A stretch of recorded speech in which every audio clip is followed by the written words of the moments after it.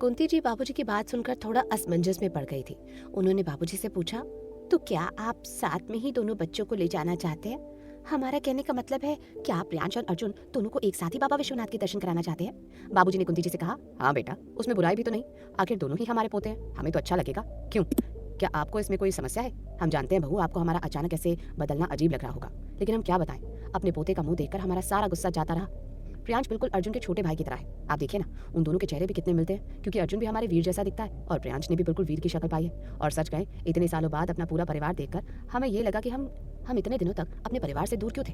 हम जानते हैं कि हमें वीर के ऊपर बहुत गुस्सा था, लेकिन उनके आंसू देखकर हमारा गुस्सा पिघल गया।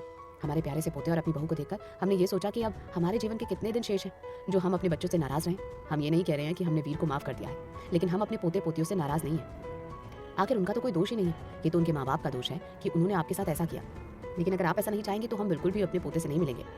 कुंती जी ने बाबूजी से कहा, नहीं नहीं बाबूजी, हम ऐसा बिल्कुल भी नहीं चाहेंगे। हम अच्छी तरह से समझते हैं कि अपने परिवार से दूर रहना कितना मुश्किल है, और आप जैसा महान इंसान शायद ही कोई होगा जिसने अपनी बहू की वजह से अपने बेटे को त्याग दिया।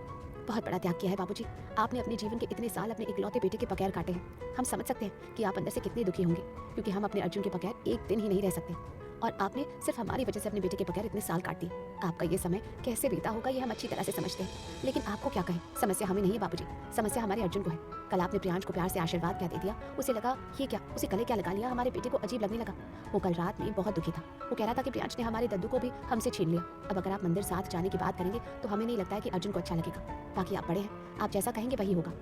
वैसे अर्जुन को इसमें समस्या तो नहीं होनी चाहिए, हम मंदिर ही तो जा रहे हैं। एक काम करते हैं, हम वीर जी को फोन कर देते हैं और उन्हें इस रस्म के बारे में बता देते हैं। बाकी उन लोगों की मर्जी है, और हम अर्जुन को भी समझा देंगे कि ये सिर्फ एक रस्म है, खानदानी रस्म। कुंती जी ने ठाकुर विला फोन लगाया। फोन यशोधरा जी ने उठाया, और जैसे ही कुंती जी ने हेलो कहा, यशोधरा जी ने कड़े स्वर में पूछा, कौन बोल रही हैं आप, किससे बात करनी है आपको?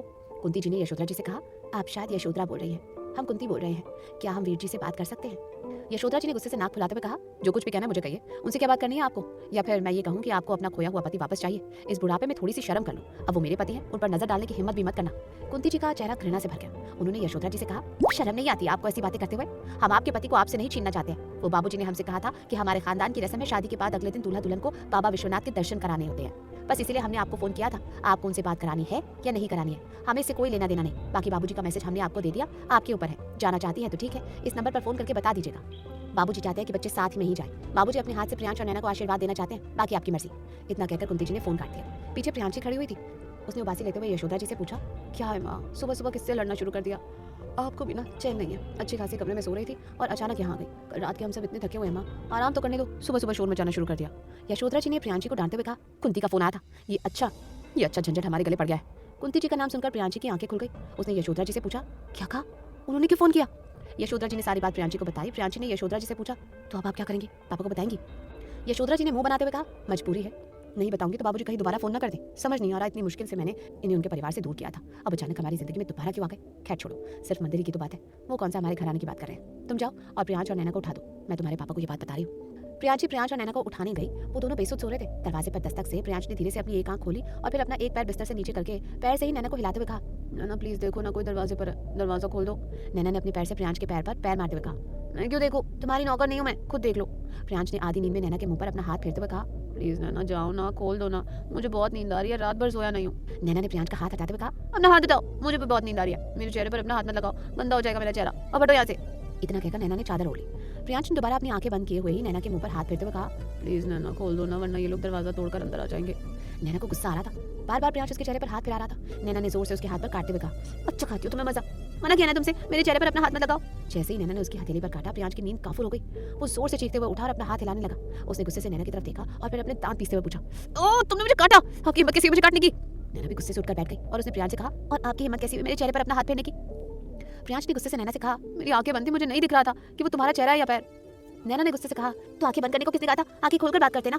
इधर ये दोनों लड़ रहे थे और उधर प्रियांशी जोर जोर से दरवाजा पीट रही थी। नैना ने अपने दोनों कानों पर हाथ रखते हुए कहा, अब जाकर दरवाजा खोलो वरना ये सच में दरवाजा तोड़ देगी। प्रियांश ने गुस्से से नैना को घूरते हुए कहा, पहले अपने सबूत समेटो वरना उन लोगों को शक हो जाएगा। नैना ने जल्दी से अपनी चादर उठाकर आनंद फानन में अलमारी में रख दी और बिस्तर पर आकर लेट गई। प्रियांश ने उबासी लेते हुए दरवाजा खोला। सामने प्रियांशी खड़ी हुई थी। प्रियांश ने अपनी एक आंख खोलकर उसकी तरफ देखते हुए पूछा, दीदी सुबह सुबह क्यों मेरा जीना आराम कर दिया, क्यों दरवाजा पीट रही थी, सोने नहीं दोगी क्या? प्रियांशी ने मुस्कुराते हुए कहा, अरे भाई अब उठ जाओ, 8 बज गए, हमें बाबा विश्वनाथ के दर्शन करने जाना है। वो हमारे न्यूबॉर्न दादाजी, उनका फोन आया था, उन्होंने कहा है कि उनके घर में, मेरा कहने का मतलब है कि हमारे खानदान में ये कोई रस्म होती है। फिर प्रियांशी ने अंदर झांकते हुए पूछा, ये अभी तक सो रही है? राधिका आंटी तो बड़ा बोलती थी कि हमारे घर में 6 बजे सब उठ जाते हैं, मुझे लगता है कि अभी 6 से तो ज़्यादा ही बजे होंगे। प्रियांश ने गर्दन मोड़कर नैना की तरफ देखते हुए कहा, दीदी वो थकी हुई है, इसलिए सो रही है। कोई बात नहीं, आप जाइए, मैं उसे उठा देता हूँ। और तैयार होकर हम नीचे आ रहे हैं। प्रियांश की बात सुनकर प्रियांशी ने आंखें चढ़ाते हुए कहा, ओहो, अभी से अपनी वाइफ की साइड लेने लगे। गुड गोइंग प्रियांश, कहीं हमें भूल मत जाना। प्रियांश ने मुस्कुराते हुए प्रियांशी के चेहरे पर अपना दरवाजा बंद कर दिया और फिर नैना के पास आया। एक बार फिर उसने जोर से नैना को हिलाते हुए कहा, सुना नहीं क्या तुमने, बैरी हो? अभी दीदी इतना कुछ बोल कर गई है, अब जाओ बाथरूम में, वरना बोलोगे कि पहले मुझे जाना है। और जाने से पहले सुधा आंटी से कह देना मुझे बेड टी दे दे, मुझे बेड टी की आदत है। नैना गुस्से से उठकर बैठ गई। उसने अपने बालों का जूड़ा बनाते हुए प्रियांश से कहा, तुमसे कहा ना मैं तुम्हारी नौकर नहीं हूँ, खुद फोन करके बोल दो, मैं बाथरूम जा रही हूँ। वैसे भी ये साड़ी वाड़ी पहनना मेरे लिए मुसीबत है, ये साड़ी पहनने में मुझे 1 घंटा लग जाएगा। प्रियांश ने गुस्से से नैना को घूरते हुए पूछा, कैसी पत्नी हो तुम नैना? माना नकली हो, लेकिन हो तो पत्नी, अपने पति की इतनी सी बात नहीं सुन सकती हो? नैना ने गुस्से से घूरते हुए प्रियांश से कहा, अगर एक बार और तुमने मुझे फिर से पत्नी कहा तो मैं तुम्हारी जान ले लूंगी प्रियांश। फिर ऐसा कहकर नैना अपने कपड़े निकालकर बाथरूम चली गई। प्रियांश हंस रहा था कि तभी अचानक उसके फोन पर सुहाना का फोन आने लगा और सुहाना का फोन देखकर उसके चेहरे की हंसी गायब हो गई। सुहाना का कॉल देखकर प्रियांश के चेहरे की हंसी गायब हो गई। उसने कमरे से बाहर आकर सुहाना का फोन कॉल रिसीव किया। सुहाना ने तंज कसते हुए प्रियांश से कहा, तो हो गई तुम्हारी सुहागरात? कैसी रही? वैसी अच्छी रही होगी। मैं भी कैसे सवाल पूछ रही हूँ? नैना जैसी खूबसूरत लड़की जिसके लिए तुम सब कुछ छोड़ सकते हो, आज वो तुम्हारे पास है और तुम्हें क्या चाहिए? प्रियांश ने सुहाना को मनाते हुए कहा, तुम हमेशा मुझसे नाराज क्यों रहती हो? देखो सुहाना, मैंने तुमसे हमेशा कहा है कि मेरे लिए तुमसे बढ़कर कोई नहीं है, और नैना हम दोनों तो एक दूसरे के लिए बने ही नहीं है। तुम्हें पता है कल रात से लेकर अभी तक हम सिर्फ लड़ाई ही कर रहे थे, और मेरा भी यही हाल है। जिसके साथ मैं ठीक से रात भी नहीं बिता पाया, पूरी जिंदगी उसके साथ कैसे बिताऊंगा? ये तो तुम भी अच्छी तरह से समझ सकती हो कि नैना और मुझ में कोई भी सिमिलरिटी नहीं है। सुहाना ने प्रियांश से कहा, सिमिलरिटी तो मुझ में और तुम्हें भी नहीं है प्रियांश, तो इसका मतलब ये तो नहीं कि हम एक दूसरे को चाहते नहीं है। और ये किसने कहा कि एक जैसे कपल ही परफेक्ट कपल बनते? बल्कि मैंने तो इसका उल्टा सुना है कि 2 अलग अलग आदतों वाले लोग बेस्ट कपल बनते हैं। सुहाना की बात पर प्रियांश कुछ सोचने लगा। सुहाना ने उसे टोकते हुए पूछा, प्रियांश तुम मेरी बात सुन भी रहे हो या कॉल काट दी? सुहाना की आवाज़ सुनकर प्रियांश ने हड़बड़ाते हुए कहा, हेलो, हाँ सुहाना, मैं सुन रहा हूँ। मैं तो बस आपकी बात सुनकर आपके बारे में सोच रहा था। क्या ये सब छोड़ो, तुम बताओ आज कहाँ मिलना है? सुहाना ने प्रियांश से कहा, मैं तुमसे 15 दिन तक नहीं मिल सकती हूँ क्योंकि मैं अपनी फ्रेंड के साथ वेकेशन पर आ गई हूँ। हमारा टूर कुछ लंबा है, इसलिए 15 दिनों बाद तुमसे मिलूंगी। बस तुम्हें यही बताने के लिए कॉल किया था। तुम अपनी नैना के साथ एंजॉय करो, मैं अपनी फ्रेंड के साथ एंजॉय कर रही हूँ। प्रियांश ने हैरान होते हुए सुहाना से पूछा, ये अचानक टूर का प्लान कैसे बन गया? सुहाना ने प्रियांश से कहा, बिल्कुल वैसे ही जैसे तुमने नैना से शादी करने का प्लान अचानक बनाया। प्रियांश ने थोड़ा इनसिक्योर होते हुए सुहाना से पूछा, और तुम किसके साथ गई हो? सुहाना ने हंसते हुए प्रियांश से पूछा, क्यों, क्या हुआ? डर लग रहा है कि तुम्हारी तरह मैं भी कहीं धोखा न दे दूं? प्रियांश ने लड़खड़ाती हुई जुबान में कहा, ऐसा कुछ भी नहीं है, मुझे अपने आप पर और तुम पर पूरा भरोसा है, और अपने प्यार पर भी। अभी सुहाना और प्रियांश बात कर ही रहे थे कि तभी प्रियांशी लॉन में आ गई। उसने प्रियांश से कहा, तुम अभी तक यहीं खड़े हो, तैयार नहीं हुए? प्रियांश ने फोन काटकर अपनी पॉकेट में रख लिया और फिर प्रियांशी से कहा, वो भी नैना तैयार हो रही है, इसलिए कोई बात नहीं, मैं गेस्ट रूम में रेडी हो जाता हूँ, आप चलिए। नैना नहाकर तैयार हो गई। उसने फिरोजी रंग की सिल्क की साड़ी पहनी हुई थी और तभी प्रियांश कमरे में आ गया। नैना को साड़ी में देखकर प्रियांश हैरानी से उसे देखता रह गया। नैना ने बाल धोए थे, खुले हुए बालों और फिरोजी रंग की साड़ी में नैना गजब की खूबसूरत लग रही थी। प्रियांश एक तक नैना को देखे जा रहा था। नैना ने प्रियांश को घूरते हुए पूछा, ऐसे क्यों देख रहे हो? प्रियांश ने हड़बड़ाते हुए नैना से पूछा, क्या तुम ऐसे ही बाहर जाओगी? नैना ने प्रियांश से पूछा, हाँ तो तुम्हें क्या प्रॉब्लम है? प्रियांश ने नैना से कहा, प्रॉब्लम मुझे नहीं, प्रॉब्लम बाहर वालों को हो जाएगी। वो क्या है ना, तुमने ना तो मंगलसूत्र पहना ना मांग भरी है, ऐसे बाहर जाओगी तो माँ क्या सोचेंगी? नैना की नजर अपनी मांग पर गई। वो ड्रेसिंग टेबल के पास गई, वहाँ सिंदूर रखा हुआ था। नैना ने जैसे ही मांग भरने के लिए सिंदूर की तरफ हाथ बढ़ाया, उसके हाथ कांपने लगे। प्रियांश नैना को देख रहा था और फिर न जाने उसे क्या हुआ, वो कमरे से बाहर चला गया। नैना ने कांपते हाथों से सिंदूरदान खोला और फिर जैसे ही उसने सिंदूर निकालकर अपनी मांग में डालना चाहा, एक बार फिर उसके दिल ने उससे पूछा, ये क्या कर रही हो नैना? जिसके नाम का सिंदूर अपनी मांग में भर रही हो, क्या सचमुच वो तुम्हारा है? एक बार फिर नैना की आंखें भर आई। उसने बेमन से सिंदूर से अपनी मांग भर ली और मंगलसूत्र भी पहन लिया। नैना तैयार हो गई, बालों को खोलकर सिंदूर से भरी हुई लंबी मांग, माथे के बीच में एक बड़ी सी बिंदी और गुलाबी लिपस्टिक। नैना इतनी खूबसूरत लग रही थी कि आज वो खुद भी अपने आप को शीशे में देखकर हैरान थी। नैना जैसे ही कमरे से बाहर आई, सभी लोग डाइनिंग टेबल पर चाय पी रहे थे। नैना सीढ़ियों से उतरकर नीचे आई और नैना को सीढ़ियों से उतरते हुए देखकर सबकी नजरें नैना की ओर ही टिक गई। सुधा सबको चाय दे रही थी। नैना को देखकर सुधा ने मुस्कुराते हुए कहा, अरे वाह नैना, तू तो बहुत खूबसूरत लग रही है, कहीं तुझे नजर न लग जाए, तेरी नजर उतार दूं।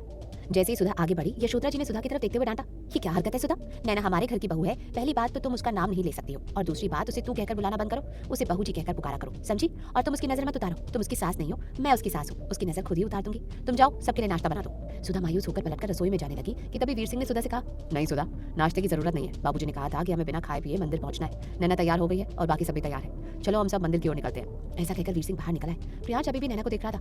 नैना ने इशारे में प्रियांश से पूछा, क्या देख रहे हो? प्रियांश ने भी आंखों के इशारे से नैना से कहा, तुम्हें। प्रियांश के इशारे से नैना के दिल में हलचल सी हुई, लेकिन फिर नैना ने अपने आप को संभाल लिया। सब गाड़ी में बैठ गए, प्रियांश और नैना एक गाड़ी में और बाकी सब दूसरी गाड़ी में। नैना ने प्रियांश से पूछा, मुझे क्या इशारे कर रहे थे तुम? प्रियांश ने हंसते हुए नैना से कहा, तुम तो बिल्कुल सीरियल वाली बहू लग रही हो।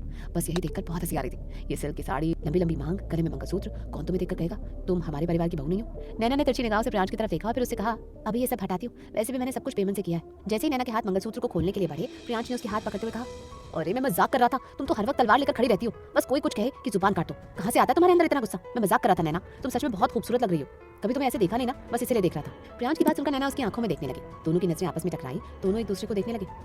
अचानक गाड़ी ने हॉर्न बजाया और हॉर्न सुनकर दोनों ने अपनी नजरें हटा ली। दोनों छिप गए और एक दूसरे की तरफ से गर्दन मोड़कर बाहर देखने लगे। इधर कुंती जी अर्जुन और तारा को उठाने गई। जैसे ही उन्होंने दरवाजा खटखटाया, अर्जुन उठकर बैठ गया। उसने तारा को देखा, वो सिकुड़ी सिमटी एक कोने में सो रही थी। अर्जुन को उस पर तरस आ गया। उसने तारा को धीरे से हिलाते हुए कहा, तारा उठ जाओ, शायद दरवाजे पर माँ है। अर्जुन की एक आवाज पर तारा हड़बड़ाकर उठकर बैठ गई। वो दरवाजे पर गई।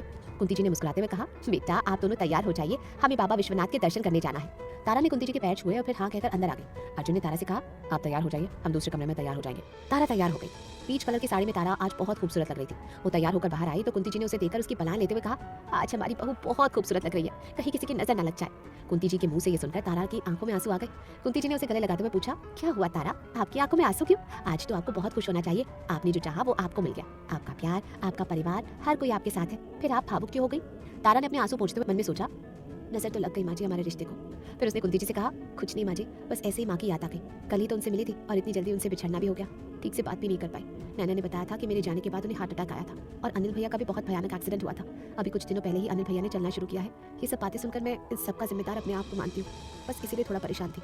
कुंती जी ने तारा को ढांढस बंधाते हुए कहा, आपको परेशान होने की जरूरत नहीं है तारा, आप जब चाहे तब अपनी माँ के पास जा सकती हैं। एक बार आप स्विट्जरलैंड घुमाइए, उसके बाद कुछ दिनों के लिए अपनी माँ के पास रहना, उन्हें भी अच्छा लगेगा और आपको भी। तारा ने हाँ में सर हिलाया। अर्जुन पीछे खड़े होकर तारा की बातें सुन रहा था। वो भी तैयार होकर बाहर आ गया। बाबूजी मंदिर में दिया जलाकर प्रसाद देने के लिए अर्जुन और तारा के पास आए। अर्जुन और तारा ने उनके पैर छुए।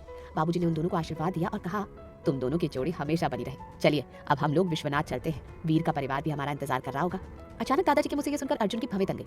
उसने दादाजी से पूछा, लेकिन वो लोग वहाँ क्यों आ रहे हैं दादू, उनकी वहाँ क्या जरूरत है? बाबूजी ने अर्जुन को समझाया, माफ करना बेटा, हमने आपको बताया नहीं, लेकिन वीर हमारे बेटे हैं और इसी नाते प्रियांश हमारे पोते हुए, और हमारे खानदान की रस्म है कि शादी के अगले दिन हमें दूल्हा दुल्हन के साथ बाबा जी के दर्शन करने जरूर जाना होता है, बस इसीलिए।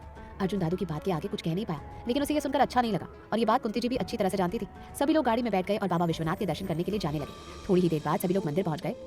प्रियांश और उसका परिवार पहले से ही मंदिर के प्रांगण में उन लोगों का इंतजार कर रहा था। एक बार फिर प्रियांश को अपने सामने देखकर अर्जुन का चेहरा नफरत से भर गया। तारा और नैना एक दूसरे को देखकर खुश हुई और एक दूसरे के गले लग गई। नैना ने मुस्कुराते हुए तारा से कहा, देखा दीदी, मैंने जो कहा था आखिर वही सच हुआ। अर्जुन वही है जिसके लिए मैंने आपसे उस दिन बात की थी, याद है ना आपको, जब मैंने कहा था कि काश उस लड़के से आपकी शादी हो जाती? तारा ने मुस्कुराते हुए पूछा, मुझे सब पता है, तू बता सब लोग कैसे हैं? यशोधरा आंटी और प्रियांश सब तुम्हारे साथ अच्छी तरह से पेश आते हैं ना? तारा की बात सुनकर नैना की आंखों के सामने कल रात की लड़ाई का दृश्य चलने लगा। उसने चेहरे पर नकली मुस्कान लाते हुए तारा से कहा, अच्छे क्यों नहीं होंगे, तुम्हें तो पता है सब बहुत अच्छे और मेरा ख्याल भी रखते हैं। तारा ने नैना से पूछा, ये तो बहुत अच्छी बात हुई, लेकिन नैना एक बात तो बताओ, ये कब हुआ? मेरा कहने का मतलब है प्रियांश और तुम्हारे बीच, मैंने तो ऐसा कुछ नहीं सुना था। मुझे तो यही पता था कि तुम पहले प्रियांश को चाहती थी, लेकिन जब से प्रियांश विदेश से वापस आया तो उससे चिढ़ने लगी थी, फिर अचानक ये सब कैसे हुआ? नैना ने तारा का हाथ पकड़कर उससे कहा, ये सब बहुत लंबी कहानी है दीदी, किसी दिन फुर्सत में सुनाऊंगी, अभी फिलहाल चलो, सब हमारी ओर देख रहे हैं, वरना कहेंगे बहने बहने मिलकर हमारी बुराई कर रही है। नैना की बात सुनकर दोनों हंस पड़ी और फिर मंदिर की ओर जाने लगी। बाबूजी ने मंदिर के पंडित के साथ विधि विधान से पूजा करवाई। पूजा में दोनों ही शादीशुदा जोड़े बैठे और बहुत अच्छी तरह से पूजा संपन्न हुई। यशोधरा जी बार बार कुंती जी की तरफ देख रही थी। उन्हें गुस्सा भी आ रहा था क्योंकि जब अर्जुन और तारा के हाथ से पूजा करवाई जा रही थी तब कई बार पंडित जी ने कहा कि लड़के के माता पिता साथ में आए और कुंती जी को बार बार वीर जी के साथ पूजा में बैठना पड़ा। हालांकि यशोधरा जी को भी पंडित जी ने प्रियांश और नैना की पूजा के समय बुलाया था, पर कुंती जी को इस बात से कोई फर्क नहीं पड़ता था क्योंकि कुंती जी ने बहुत पहले ही उन दोनों के रिश्ते को स्वीकार कर लिया था। कुंती जी यशोधरा जी की जलन को महसूस कर रही थी, पर उन्हें वो सब उनकी नादानी ही लग रही थी। खैर पूजा संपन्न होने के बाद और सबसे आशीर्वाद लेने के बाद जब घर जाने की बारी आई तो अनायास ही वीर जी के मुंह से निकला, बाबूजी आप अपने शुभ कदम हमारे घर पर भी रखिए, हम चाहते हैं कि अर्जुन और तारा भी हमारे घर चले क्योंकि उस घर पर भी हमारे बड़े बेटे अर्जुन का हक है। वीर जी के मुंह से ये सुनकर यशोधरा जी हैरानी से उनका चेहरा देखने लगी। वो अंदर ही अंदर बौखलाई हुई थी पर सामने कुछ कह नहीं पा रही थी। इधर अर्जुन का भी कुछ वैसा ही हाल था। इससे पहले कि अर्जुन कुछ कहता कुंती जी बीच में बोल पड़ी, बाबूजी आप और अर्जुन तारा को लेकर चले जाइए, हम घर जा रहे हैं, हमारी तबीयत कुछ ठीक नहीं लग रही है, पर आप लोगों का जाना भी जरूरी है, इसलिए आप अर्जुन और तारा को लेकर चले जाइए। कुंती जी की बात पर बाबूजी भी हैरानी से उनका चेहरा देखने लगे। उन्होंने अर्जुन की तरफ देखा और फिर तारा की तरफ। अर्जुन का चेहरा तमतमाया हुआ था।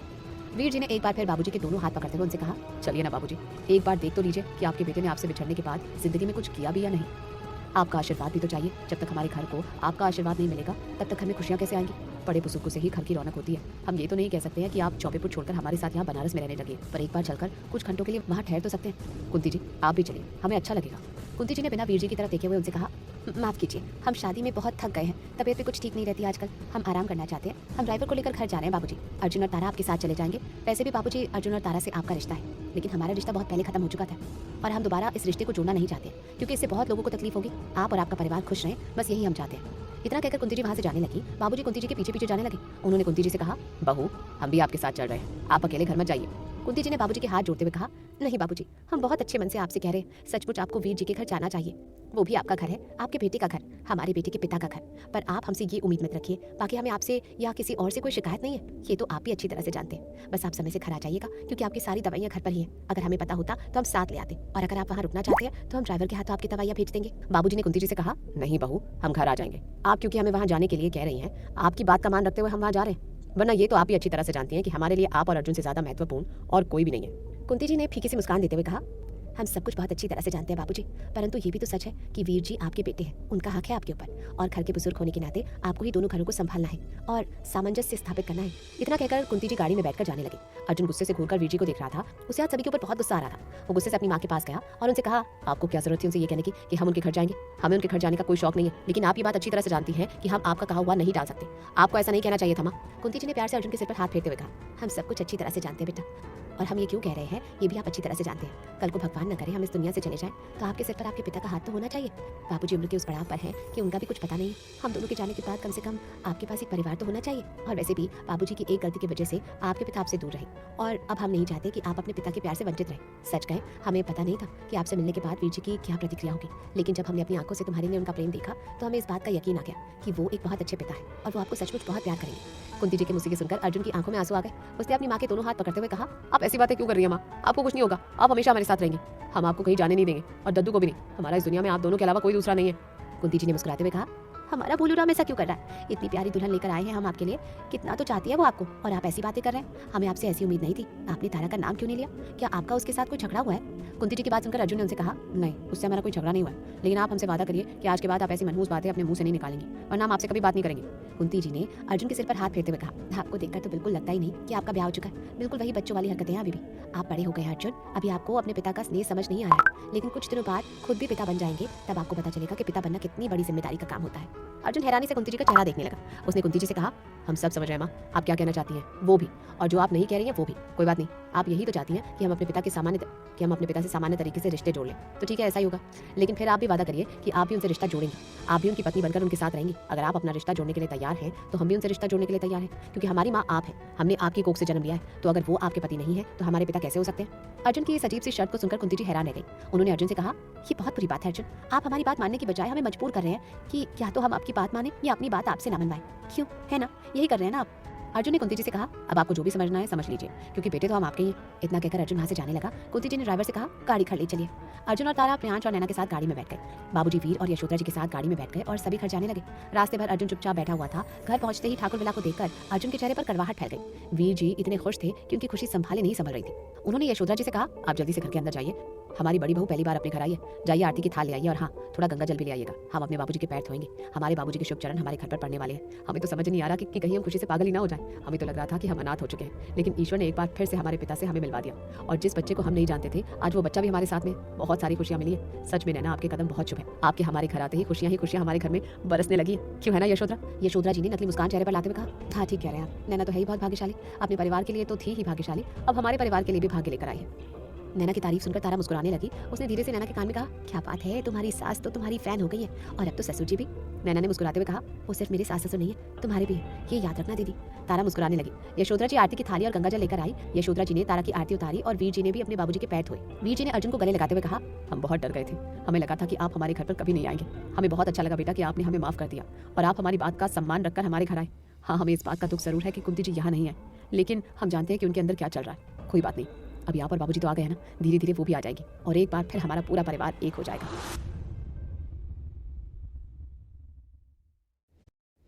वीर जी ने पूरे घर का भ्रमण बाबूजी को कराया। वो इतने उत्साहित थे कि उनके अंदर एक छोटा बच्चा नजर आ रहा था। सारे नौकरों को एक पैर पर खड़ा करके उन्होंने सारे घर को सिर पर उठा रखा था। दोपहर के खाने की तैयारी हो चुकी थी। सभी लोग डाइनिंग टेबल पर आकर बैठ गए और खाना परोस दिया गया। आज नैना भी बहुत खुश नजर आ रही थी। प्रियांश नैना के पास आकर बैठ गया। फिर उसने धीरे से नैना से पूछा, क्या बात है, आज तो आपके दांत बंद ही नहीं हो रहे, इन मोतियों जैसे चमक रहे दांतों का राज क्या है? नैना ने गुस्से से घूरते हुए प्रियांश से कहा, तुम्हें जलन हो रही है कि मैं आज खुश हूँ, क्योंकि तुम तो मुझे खुश देख ही नहीं सकते हो। प्रियांश ने धीरे से उसके कान में कहा, कैसी बातें कर रही हो नैना, मैं तुम्हें खुश नहीं देख सकता हूँ। तुम जब से यहाँ आई हो मेरी जिंदगी में तुमने तूफान लाकर खड़ा कर दिया है, और अभी इतनी अच्छी तरह से मुस्कुरा रही हो जैसे कितनी प्यारी हो। पर यहाँ बैठे इन लोगों को तुम्हारे अंदर छुपी हुई जहरीली नौकिन नजर नहीं आ रही है, जो बात बात पर मुझे डसती रहती है। नैना ने अपने दांत पीसते हुए प्रियांश से कहा, क्या चाहते हो प्रियांश, कि मैं यहाँ सुकून से बैठकर खाना भी ना खाऊं? मेरी खुशी तुमसे देखी नहीं जा रही है ना? लो, मैं यहाँ से जा रही हूँ। ऐसा कहकर नैना उठकर वहाँ से जाने लगी। जैसे ही नैना वहाँ से जाने लगी, प्रियांश ने उसका हाथ पकड़ लिया। उसने उसकी आंखों में आंखें डालकर उससे कहा, मैंने ऐसा तो कहा ही नहीं नैना, मैं तो बस ऐसे ही तुम्हें परेशान कर रहा था, बैठ जाओ। दादाजी, अर्जुन और बाकी सब हैरानी से नैना और प्रियांश को देख रहे थे। जब उन दोनों को ये एहसास हुआ कि सबकी नजरें उनके ऊपर है, तो नैना ने मुस्कुराते हुए कहा, वो मैं सोच रही थी कि कपड़े चेंज करके फिर खाना खाऊं, लेकिन प्रियांश कह रहे हैं कि अभी कपड़े चेंज ना करो, क्योंकि वो मुझे कहीं बाहर घुमाने ले जाना चाहते हैं। बस यही बात कह रहे थे हम। प्रियांश ने हैरानी से अपनी एक आंख उचकाकर नैना की तरफ देखा। एक बार फिर नैना ने अपने दांत दिखाते हुए प्रियांश से पूछा, क्यों, है ना प्रियांश, यही कह रहे थे ना तुम? प्रियांश ने भी नकली मुस्कान बिखेरते हुए कहा, हाँ यही कह रहा था, जब से हमारी शादी हुई हम दोनों बाहर गए ही नहीं, बस इसीलिए। वीर जी ने प्रियांश से कहा, नहीं प्रियांश, अभी तो आपके दादाजी घर आए हैं, बाहर जाने का तो सवाल ही नहीं होता, आप लोग कल बाहर चले जाइएगा। वैसे भी हमने आपका हनीमून पैकेज बुक करवा दिया, 2-3 दिनों बाद आपको हनीमून तो जाना ही है, क्यों है ना नैना, हम ठीक कह रहे हैं ना? नैना ने शर्माकर अपनी आंखें झुकाते हुए कहा, जी डैडी, आप जो कह रहे हैं यही तो प्रियांश को समझा रही थी मैं, ऐसे सब लोगों को छोड़कर अकेले बाहर जाना ठीक नहीं। वीर जी ने मुस्कुराते हुए कहा, ये तो वैसे ही ना समझ है, लेकिन अब हमें लगता है कि आप इसको समझदार बना देंगे। प्रियांश ने अभी भी नैना का हाथ पकड़ा हुआ था और अर्जुन उन लोगों को घूर घूर कर देख रहा था, और तारा अर्जुन को देख रही थी। खाना सर्व हो चुका था, सब खा रहे थे, लेकिन तारा वो बस पेमन से यहाँ वहाँ देख रही थी। यशोधरा जी ने तारा से कहा, तारा तुम तो कुछ नहीं खा रही हो, क्या हुआ, कुछ खा लो बेटा। तारा ने मुस्कुराते हुए कहा, जी आंटी, अभी खाती हूँ। अर्जुन की हरकतों से तारा अंदर ही अंदर टूट रही थी, और ये बात अर्जुन को दिखाई नहीं दे रही थी। अर्जुन खाना खाते हुए भी प्रियांश और नैना को ही छेड़खानी करते देख रहा था। वो दोनों बच्चों की तरह हरकतें कर रहे थे एक दूसरे से, लेकिन अर्जुन को ये नहीं पता था कि जैसे उन लोगों को दिखाई दे रहा है वैसा तो है ही नहीं। प्रियांश ने एक निवाला तोड़कर नैना के मुंह में खिलाते हुए कहा, ठूसो इससे अच्छी तरह से, फिर तुम्हें इतना स्वादिष्ट खाना कहाँ मिलेगा, जब तक यहाँ हो तब तक अच्छे से ठूस ठूस कर खाना। नैना ने भी नकली मुस्कान बिखेरते हुए कहा, तो तुम्हें क्या परेशानी है, तुम कौन सा कमाकर मुझे खिला रहे हो, ये अंकल और आंटी का पैसा है, तुम भी मुफ्त में खा रहे हो और मुझे भी मुफ्त में खिला रहे हो, और मैं भी मुफ्त में खा रही हूँ। प्रियांश ने नैना से कहा, उन्हें अंकल आंटी कहना बंद करो, वो तुम्हारे सास ससुर है, अदब से माँ और डैडी कहा करो। नैना ने धीरे से प्रियांश से कहा, मुझे तो अदब सिखाओ ही मत, तुम कब मेरी माँ से माँ कहते हो जो मैं तुम्हारी माँ से माँ कहूँ। इसी तरह से दोनों एक दूसरे को परेशान कर रहे थे, लेकिन सामने वालों को ऐसा लग रहा था कि न जाने इन दोनों के बीच में कितना प्यार है कि वो दोनों एक दूसरे का साथ छोड़ते ही नहीं। खैर, खाना पीना खत्म हुआ। अर्जुन ने दादाजी की ओर देखते हुए कहा, दादा जी, क्या हम घर चल सकते हैं, माँ की तबीयत ठीक नहीं है, पता नहीं उन्होंने दवाई ली थी या नहीं, हमें उनकी फिक्र हो रही है। दादाजी ने अर्जुन से कहा, ठीक है अर्जुन, हम घर चलते हैं। वीर जी ने दादाजी से पूछा, बाबूजी अगर आप बुरा ना माने तो क्या आप आज रात अर्जुन और तारा हमारे घर रुक सकते हैं, हम कल सुबह इन दोनों को घर भेज देंगे। इससे पहले कि दादाजी कुछ कहते, अर्जुन ने वीर से कड़े स्वर में कहा, नहीं, क्योंकि माँ को हमारे बगैर नींद नहीं आती, उन्हें अकेले बेचैनी होती है। अर्जुन की बात सुनकर दादाजी ने भी वीर जी से कहा, देखो वीर, हम जानते हैं कि तुम सब कुछ सामान्य करना चाहते हो, लेकिन अभी भी कुछ भी सामान्य नहीं है। तुम्हारे लिए ये सब आसान होगा, लेकिन हमारे लिए तुम्हारे नए परिवार को अपनाना इतना आसान नहीं है। हालांकि प्रियांश और प्रियांशी हमें उतने ही प्रिय हैं जितने अर्जुन, लेकिन फिर भी अभी आप लोगों के साथ बिल्कुल सामान्य तरीके से व्यवहार करना हमारे वश की बात नहीं। और अर्जुन ठीक कह रहे हैं, बहू को हम ऐसे अकेले नहीं छोड़ सकते, और वैसे भी हमारे मंदिर को भी हम अकेले नहीं छोड़ते हैं, सुबह शाम पूजा करने की हमारी आदत है। तुमने और यशोधरा ने हमारा बहुत अच्छी तरह से स्वागत किया, हमें बहुत अच्छा लगा, तुम लोग इसी तरह से खुश रहो, बस यही चाहते हैं हम।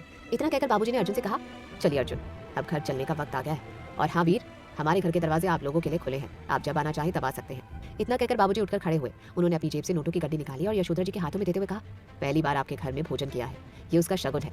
यशोधरा जी ने थोड़ा शर्माते हुए कहा, अरे नहीं बाबूजी, इन सब की क्या जरूरत है। बाबूजी ने यशोधरा जी से कहा, हम जानते हैं हमारे बेटे ने आपके लिए कोई कमी नहीं रखी है, लेकिन फिर भी हमारे खानदान में जब पहली बार बहू के हाथ का खाना खाते हैं तो उसके हाथ में कुछ ना कुछ रखते जरूर हैं।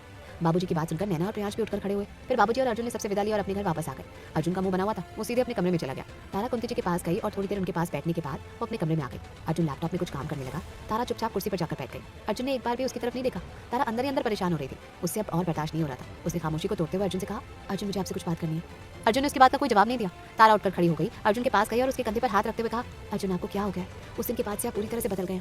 आखिर इन सब में मेरा दोष क्या है? अगर आपको सचमुच नैना से प्यार था तो फिर आपने उसी से शादी क्यों नहीं की? आपने मुझे ऐसा क्यों जताया जैसे आपको मुझसे प्यार है? इतना कहकर तारा की आंखों से आंसू निकलने लगे। आंसुओं की कुछ बूंदें अर्जुन के कंधे पर जाकर गिरी। अर्जुन ने पलटकर तारा की तरफ देखा। अर्जुन ने तारा से कहा, आपको रोने की जरूरत नहीं है तारा, हमने आपसे कुछ नहीं कहा है, फिर आप क्यों रो रही हैं? तारा ने सुबकते हुए अर्जुन से कहा, क्योंकि आप बिल्कुल बदल गए अर्जुन, मुझे ऐसा लग रहा है कि आप अभी भी नैना को चाहते हैं। आपने मजबूरन मुझसे शादी की है। आखिर इन सब में मेरी क्या गलती थी अर्जुन? मेरी गलती बस इतनी थी कि मैंने आपसे ये छुपाया कि नैना मेरी बहन है, लेकिन अगर आपको कुछ बता भी देती तो उससे क्या ही हासिल हो जाता? मैंने तो सिर्फ इसलिए आपसे ये सच छुपाया था क्योंकि मैं अपने परिवार की पहचान आपसे छुपाना चाहती थी, इससे ज्यादा और कुछ नहीं है। नैना तो बचपन से प्रियांश को चाहती है, वो दोनों साथ में खेले हैं, साथ में बड़े हुए हैं। जब प्रियांश 10वीं में आया तब यशोधरा आंटी ने उसे विदेश भेज दिया था, लेकिन नैना मनी मन तब भी प्रियांश को चाहती थी। उसके बाद जब एक बार प्रियांश वापस लौट कर आया, उस वक्त भी नैना से मिलने के लिए आया था। उस वक्त नैना घर पर नहीं थी, वो अपने स्कूल में थी। हमने उसे बताया। उसके बाद जब वो नैना से स्कूल में मिलने गया, पता नहीं उसके बाद क्या हुआ, प्रियांश नैना से मिला ही नहीं, उससे बिना मिले वापस विदेश चला गया और फिर वो आखिरी बार था। उसके बाद वो नैना से कभी नहीं मिला। नैना इस बात से दुखी थी। जब प्रियांश वापस आया तो पूरी तरह से बदल गया था, ना जाने क्यों नैना से नफरत करने लगा था। मैंने नैना को समझाया था कि उससे दूर रहे, लेकिन जब मैं यहाँ आई, पता नहीं उसके बाद ऐसा क्या हुआ कि वो दोनों वापस एक दूसरे से प्यार करने लगे। आपने देखा नहीं नैना कितनी खुश थी, वो दोनों एक दूसरे के साथ बहुत खुश नजर आ रहे थे, बहुत प्यारे लग रहे थे वो दोनों। और जब मैं ये सब जानती हूँ तो मैं आपसे ये सब कैसे छुपाती? मैंने तो सिर्फ आपको सच्चाई बताई थी कि नैना प्रियांश को चाहती थी, कि नैना प्रियांश को चाहती है। बाकी अगर आप अभी भी मुझे दोषी समझते हैं तो आपसे सिर्फ एक ही बात कहूंगी अर्जुन, कि हमें साथ में नहीं रहना चाहिए। मैं माँ के पास जा रही हूँ। तारा की बात पर अर्जुन ने तारा को रोका नहीं। तारा यही उम्मीद कर रही थी कि शायद अर्जुन उसे रोकेगा, लेकिन उसने तारा से कुछ नहीं कहा। अर्जुन ने तारा से कड़े स्वर में कहा, ठीक है, अगर आप अपनी माँ के पास जाना चाहती हैं तो जाइए, हम हनीमून कैंसिल कर रहे हैं। तारा की आंखों से 2 बूंद आंसू गिरे। उसने अपनी अलमारी खोली और अपने कपड़े लगाने लगी। अर्जुन लैपटॉप पर अपने हनीमून पैकेज को कैंसिल करने लगा। तारा टूटे दिल से अपने कपड़े बैग में भरकर तैयार हो गई। उसने अर्जुन से कहा, माँ और बाबूजी को आप कोई भी बहाना बनाकर समझा दीजिएगा अर्जुन, मैं इसलिए माँ के घर जा रही हूँ क्योंकि मेरी कोई गलती नहीं है, लेकिन मैं इस तरह से आपके साथ नहीं रह सकती हूँ, क्योंकि आपके साथ रहकर मुझे ऐसा लग रहा है जैसे मजबूरी में आपने मुझसे शादी की है। इसके अलावा हमारे बीच में और कुछ भी नहीं था।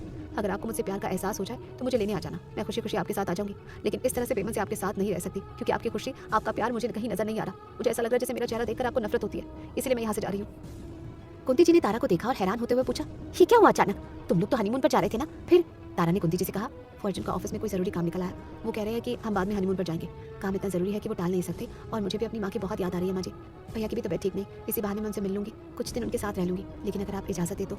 कुंती जी ने थोड़ा परेशान होते हुए तारा से पूछा, हमें ऐसा क्यों लग रहा है कि आप कुछ परेशान हैं, हमसे कुछ छुपा रही हैं? तारा ने झूठी मुस्कान चेहरे पर लाते हुए कहा, नहीं माँ जी, ऐसा कुछ भी नहीं है, बस माँ को याद करके थोड़ा परेशान हूँ। तो क्या मैं जा सकती हूँ? कुंती जी हैरानी से तारा का चेहरा देख रही थी, शायद उसका चेहरा पढ़ने की कोशिश कर रही थी, लेकिन तारा ने अपने चेहरे पर एक नकाब ओढ़ा हुआ था। कुंती जी ने उसके सिर पर हाथ फेरते हुए कहा, अब अगर आप जाना चाहती हैं तो हम आपको रोकेंगे नहीं, लेकिन आपके बगैर हमारा दिल नहीं लगेगा। आप जल्दी आ जाना, आप भी जानती हैं हमें आपकी आदत पड़ गई है। तारा ने मुस्कुराते हुए कहा, मैं जानती हूँ, मैं जल्दी आ जाऊंगी, आप अर्जुन को भेज दीजिएगा। कुंती जी ने तारा से पूछा, अर्जुन कहाँ है? वो आपको छोड़ने जा रहे हैं ना? तारा ने कुंती जी से कहा, नहीं माँ, उन्हें बहुत जरूरी काम है, वो भी लैपटॉप पर काम कर रहे हैं, मैं ड्राइवर के साथ घर चली जाऊंगी। कुंती जी को कुछ शक हुआ था, लेकिन फिर उन्होंने आगे कुछ नहीं कहा। तारा ने बाबूजी के पैर छुए और उनको भी सारी बात बताकर वो बाहर आ गई। उसकी आंखें अभी भी अर्जुन को तलाश रही थी। उसे ऐसी उम्मीद थी कि शायद एक बार अर्जुन उसे रोकने की कोशिश करेगा, लेकिन अर्जुन ने वैसा नहीं किया। वो कमरे से बाहर ही नहीं आया। तारा का दिल बुरी तरह से टूट चुका था, उसकी आंखों में आंसू आ गए। वो भारी मन से गाड़ी में बैठ गई और फिर बाबूजी और कुंती जी को बाय बोलकर अपने घर की ओर रवाना।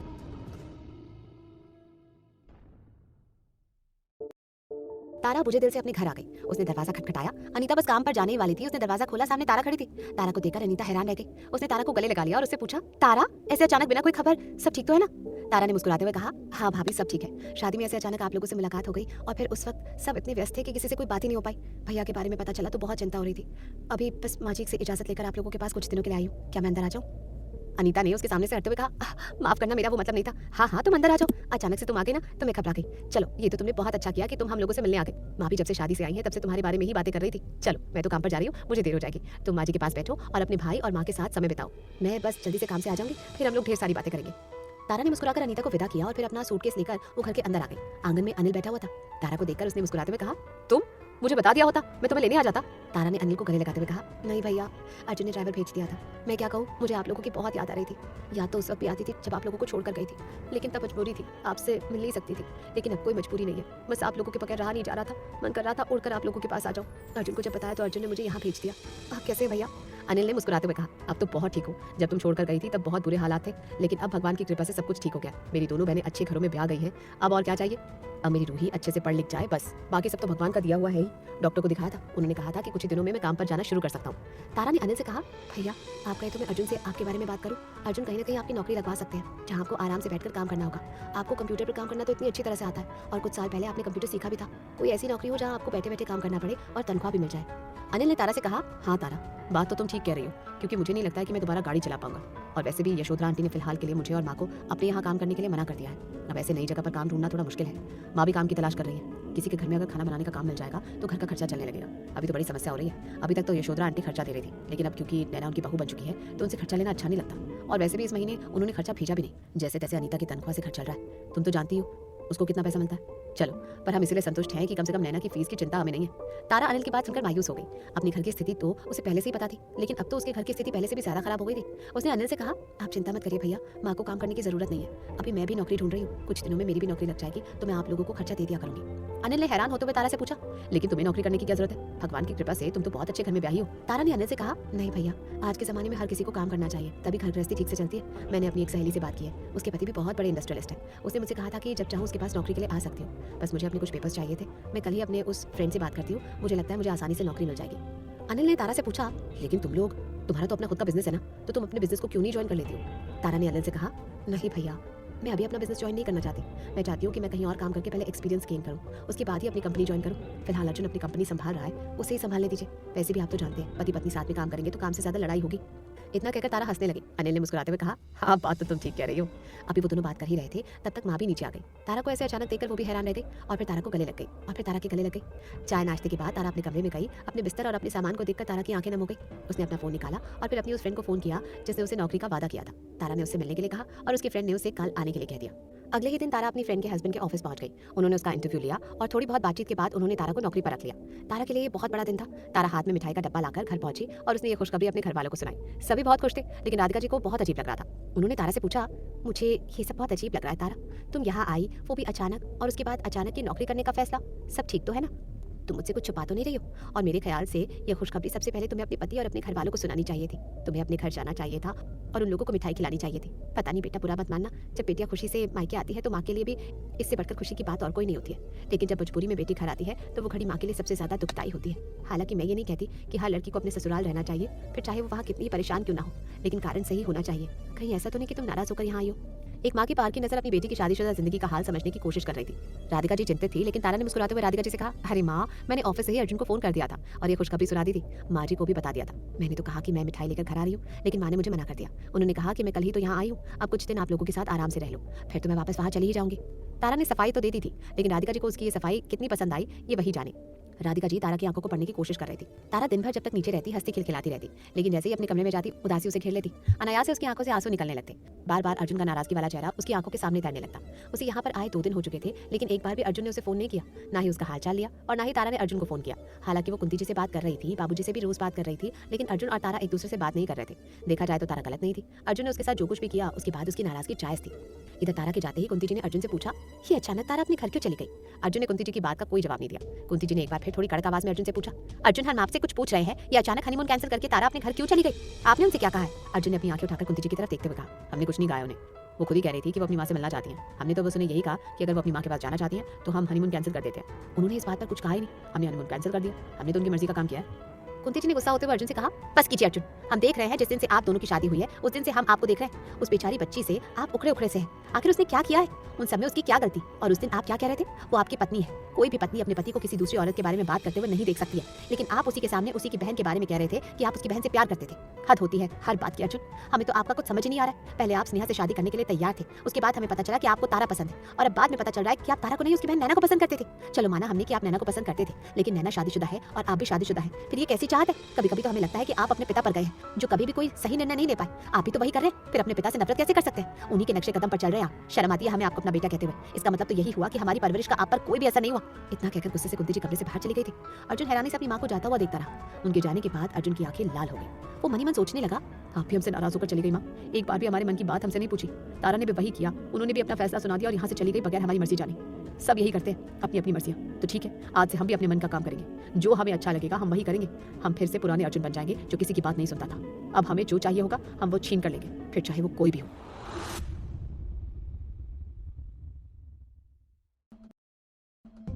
एक महीना इसी तरह से बीत गया। अर्जुन और तारा ने एक दूसरे से बात नहीं की।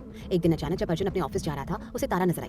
तारा अपने ऑफिस जा रही थी। उसने एक साधारण सा सलवार कमीज पहन रखा था, गले में मंगलसूत्र और मांग में सिंदूर था। उदास सी तारा रिक्शे में बैठकर अपने ऑफिस जा रही थी। अर्जुन की गाड़ी सिग्नल पर रुकी हुई थी, लेकिन तारा का रिक्शा बिल्कुल उसके सामने से आ रहा था। अर्जुन गाड़ी में बैठे बैठे उसे जाते हुए देख रहा था। तारा ने अपने आईडी कार्ड पहन रखा था। हालांकि अर्जुन को पता था कि तारा किस ऑफिस में काम कर रही है, लेकिन इतने दिनों बाद आज तारा को देखकर अर्जुन को उसके लिए बुरा लगा था।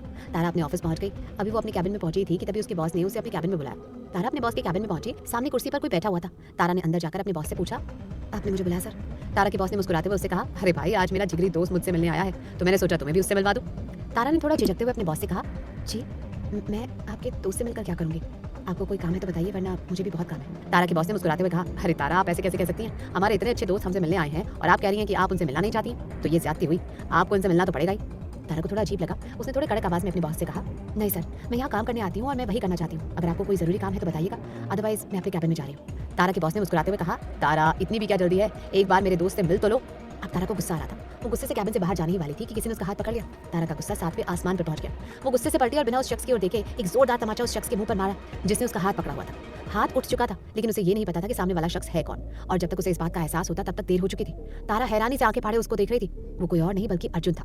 तारा का बॉस उसका गुस्सा देखकर हैरान रह गया। उसने तारा से कहा, गौर तारा, मुझे तो पता ही नहीं था कि तुम्हें इतना गुस्सा आता है। मैं तो तुमसे मजाक कर रहा था। सॉरी, आपके हस्बैंड तुमसे मिलने आए थे। मैंने इनसे कहा था कि मैं तारा को यहाँ बुलाता हूँ, ये तो मुझे मना कर रहे थे। I am so sorry Arjun, मेरी जरा से मजाक की वजह से बेकार में मैं तुम लोगों के लिए चाय पानी का इंतजाम करता हूँ, तुम दोनों बैठकर बात करो। तारा का बॉस बहुत शर्मिंदा था। वो कैबिन से बाहर निकल गया। तारा भी हैरान आंखें फाड़े अर्जुन को देख रही थी और अर्जुन तारा को। दोनों ने एक दूसरे से कुछ नहीं कहा। अर्जुन ने तारा का हाथ छोड़ दिया और उससे कहा, माफ करना, हमें आपके साथ ऐसा मजाक नहीं करना चाहिए था। असल में हम ऐसा नहीं करना चाहते थे, वो तो साहिल ने हमसे ऐसा करने के लिए कहा। हम जानते हैं आपको गुस्सा क्यों आया। आपको लगा होगा कि किसी अजनबी ने आपका हाथ पकड़ लिया, लेकिन हैरानी हमें इस बात की है कि आपको हमारी छुअन भी याद नहीं। तारा का गुस्सा अभी भी ठंडा नहीं हुआ था। उसे ये मजाक बहुत भद्दा लगा था। उसने भी गुस्से से अर्जुन से कहा, आपकी छुअन? आप क्या बात कर रहे हैं? जहाँ तक मुझे याद है, शादी के पहले दिन से ही आप मुझसे नाराज हैं। हमारे बीच में कोई रिश्ता कहाँ था जो मुझे कुछ भी याद रहेगा। मैं तो बस आपके घर में आपकी दया पर पल रही थी। आपको जब मेरे ऊपर तरस आया तो आपने मुझे सांत्वना दी। जब आपके घर वालों ने मेरी शादी आपसे तय कर दी तो मजबूरी में आपने इस रिश्ते को भी स्वीकार कर लिया, क्योंकि मैं तो आपके लिए एक ऑप्शन थी, क्योंकि आपका पहला प्यार किसी और का हो चुका था, इसीलिए। बाकी देखा जाए तो आपके दिल में ना तो मेरे लिए प्यार था, ना ही कुछ और ऐसे रिश्ते में कोई चीज याद रखना या ना रखना मायने नहीं रखता। इतना कहकर तारा वहां से जाने लगी। तारा की आंखों से आंसू बह रहे थे। उसने दरवाजा खोला और कैबिन से बाहर आ गई। तारा का बॉस ऑर्डर देकर आ चुका था। तारा को इस तरह रोक कर जाते हुए देखकर उसे बहुत अजीब लगा। वो कैबिन में आया। उसने अर्जुन से पूछा, माफ कर देना यार, मैंने तो बस ऐसे ही तुम दोनों को छेड़ने के लिए ये सब किया। मुझे क्या पता था कि तुमने तारा से कुछ कह दिया है। क्या वो तुमसे नाराज होकर गई है? मैंने देखा वो रो रही थी। अर्जुन ने साहिल से कहा, नहीं साहिल, तारा ऐसी ही है। वो गलती से उन्होंने हमारे ऊपर हाथ उठा दिया ना, इसलिए उन्हें रोना आ गया। चलो साहिल, अब हम चलते हैं, हमें भी अपने ऑफिस निकलना है। वो तो हम यहाँ से गुजर रहे थे तो सोचा तुमसे भी मिलते चले। साहिल ने अर्जुन से कहा, वो सब तो ठीक है अर्जुन, अच्छा ही किया कि जो तुम मिलने आ गए। मुझे भी तुमसे कुछ बात करनी थी। असल में मेरी पत्नी और तारा बहुत अच्छी फ्रेंड्स हैं, और मेरी पत्नी ने मुझे बताया कि तारा के घर के हालात अच्छे नहीं है। शायद तारा ने ही रूबी से ये सब कहा होगा। तारा का बड़ा भाई अनिल पहले उसी की कमाई से घर चलता था, लेकिन अब जब उसका एक्सीडेंट हुआ, अब वो दोबारा गाड़ी ड्राइव नहीं कर सकता। उसे कोई आरामदायक नौकरी चाहिए। कंप्यूटर उसको अच्छी तरह से आता है। मैं क्या करूं, मेरे पास उसके लायक कोई जॉब नहीं, वरना मैं दे देता। मुझे लगता है तारा ने तुमसे शायद इसलिए नहीं कहा होगा कि उसे शर्म आ रही होगी। हालांकि उसने मुझे भी नहीं बताया, वो तो रूबी ने मुझे ये बात बताई। तुम देख लेना अगर तुम उसके भाई के लिए कुछ कर सकते हो तो। रूबी मुझे बताती है कि तारा का परिवार बहुत सीधा साधा परिवार है, बहुत अच्छे लोग हैं, बेचारे शरीफ से हैं, लेकिन इस दुनिया में अच्छे लोगों का अच्छा कहाँ हो पाता है। मैंने सुना है कि उसकी माँ जी उस घर में काम करती थी जिस घर में उनकी छोटी बहन नैना की शादी हुई है, लेकिन अब शादी के बाद उन लोगों ने तारा की माँ को भी काम से निकाल दिया। पहले तो वो लोग इन लोगों को घर का खर्चा दे रहे थे, लेकिन जब से उनकी बेटी की वहाँ शादी हुई है तब से उन्होंने खर्चा देना भी बंद कर दिया। इसलिए बड़ी मुश्किल से हो रही है उन लोगों को। पहले तो मैंने सोचा था कि मैं तारा की सैलरी थोड़ी बढ़ा दूं, लेकिन फिर मुझे लगा कि उसके आत्मसम्मान को कहीं ठेस ना पहुंचे। तारा बहुत ही शरीफ और खुददार लड़की है, चुपचाप ऑफिस आती है, अपना काम करती है और घर चली जाती है। पर मुझे एक बात अभी भी समझ नहीं आ रही है कि तारा आपके साथ क्यों नहीं रह रही है। तुम दोनों के बीच सब ठीक तो है ना, या फिर तारा तुम लोगों की मर्जी से अपनी माँ के घर रह रही है ताकि उनकी मदद कर सके? क्योंकि ये बात मैंने तारा से पूछी थी। उसने यही कहा कि तुम लोग बहुत समझदार हो और तुमने कुछ दिनों के लिए उसे मायके में रहने की इजाजत दी है ताकि वो अपने परिवार की मदद कर सके। अर्जुन हैरानी से साहिल की बात सुन रहा था। उसने साहिल से कहा, हाँ साहिल, वो ठीक कह रही है। और ठीक है, अनिल भैया के लिए हमारे ऑफिस में काम है, हम ऐसा करते हैं कल ही उन्हें फोन करके बुला लेते हैं। लेकिन आपकी बात तारा से मत कहिएगा। रूबी भाभी से कहना कि वो तारा के भाई का नंबर हमें सेंड कर दे, हम खुद ही उन्हें कॉल करके बुला लेंगे। साहिल ने अर्जुन को थैंक यू कहा और उससे कहा, तुम्हारी और तारा की बातें तो सुन ली, लेकिन पता नहीं क्यों मुझे ऐसा लग रहा है कि तुम दोनों के बीच में कुछ ठीक नहीं है। देखो अर्जुन, मैं तो तुमसे यही कहूंगा कि तारा बहुत अच्छी लड़की है। अगर गलती से उससे कोई गलती भी हो गई हो तो उसे माफ कर देना, लेकिन अगर उसकी कोई गलती नहीं है और फिर भी तुम उससे अलग रह रहे हो तो उसे मना लो, क्योंकि अच्छा जीवन साथी बहुत किस्मत से मिलता है। और ये बात मैं तुमसे इसीलिए कह रहा हूँ क्योंकि नई नई शादी में मैंने भी बहुत गलतियाँ की थी और जिसकी सज़ा मुझे मिली थी, और वो सज़ा ये थी कि नई नई शादी का सुनहरा वक्त मेरे हाथों से निकल गया। मैं तुमसे भी यही कहूँगा कि अपना ये सुनहरा वक्त हाथों से निकलने मत देना। यही तो समय होता है जब पति पत्नी आपस में एक दूसरे को समझते हैं, एक दूसरे की गलतियों को जानते हैं, आदतों को समझते हैं, पसंद नापसंद को जानते और समझते हैं। रूठना मनाना ये सब तो लगा रहता है, यही एक मजबूत रिश्ते की पहचान होती है। लेकिन अगर रूठ जाने के बाद सामने वाला मनाए ना, इसका मतलब तो यही है कि आपके रिश्ते में प्यार नहीं है। इसलिए मेरे दोस्त, तुम्हें यही समझाऊंगा कि अगर गलती तुम्हारी है तो उसे मना लेना, और अगर उसकी गलती है तो उसे माफ कर देना। मैं रूबी से भी कहूंगा कि तारा को भी यही समझाए। अर्जुन ने साहिल से हाथ मिलाया और उसे थैंक्स कहकर अपने ऑफिस जाने लगा। शीशे से उसने तारा की एक झलक देखी। तारा अभी भी अपनी आंखों के आंसू पोंछ रही थी। अर्जुन मायूस और दुखी होकर अपने ऑफिस की तरफ चला गया। आज तारा की तनख्वाह मिली थी। उसने ऑफिस से ही कुंती जी को फोन लगाया और उनसे कहा, माँ, मेरी पहली सैलरी मिली है, मैं चाहती हूँ कि मैं अपनी पहली सैलरी आपको दूँ। कुंती जी ने प्यार से तारा से कहा, बेटा, आपने हमें फ़ोन किया और ये सब कहा, यही हमारे लिए बहुत है। हम बहुत खुशनसीब है जो आप जैसी बहू हमें मिली। बेटा, हम आपसे यही करेंगे कि आप आज के दिन खूब खुश रहना, और हाँ, अपनी माँ और अपने परिवार के साथ अच्छी तरह से समय बिताना। हम जानते हैं कि हमारे बेटे ने बहुत बड़ी गलती की है, हम तो आपसे क्षमा भी नहीं मांग सकते। किस मुँह से क्षमा मांगे? कभी कभी हमें लगता है कि हमने जल्दबाजी कर दी। हमारी जल्दबाजी की सज़ा कहीं आप इस तरह से ना भुगते जैसे हमने भुगती थी। हमें डर लगता है तारा, कहीं हम आपकी ज़िंदगी खराब ना करते।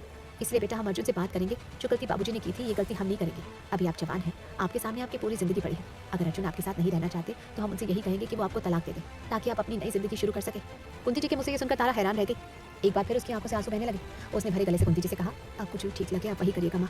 मैं जानती हूँ आप जो कुछ भी करेंगी वो मेरे भले के लिए ही करेंगी। बाकी मैंने दिल से अर्जुन को अपना पति माना है और अब वो जगह मैं अपने जीवन में किसी और को नहीं दे पाऊंगी।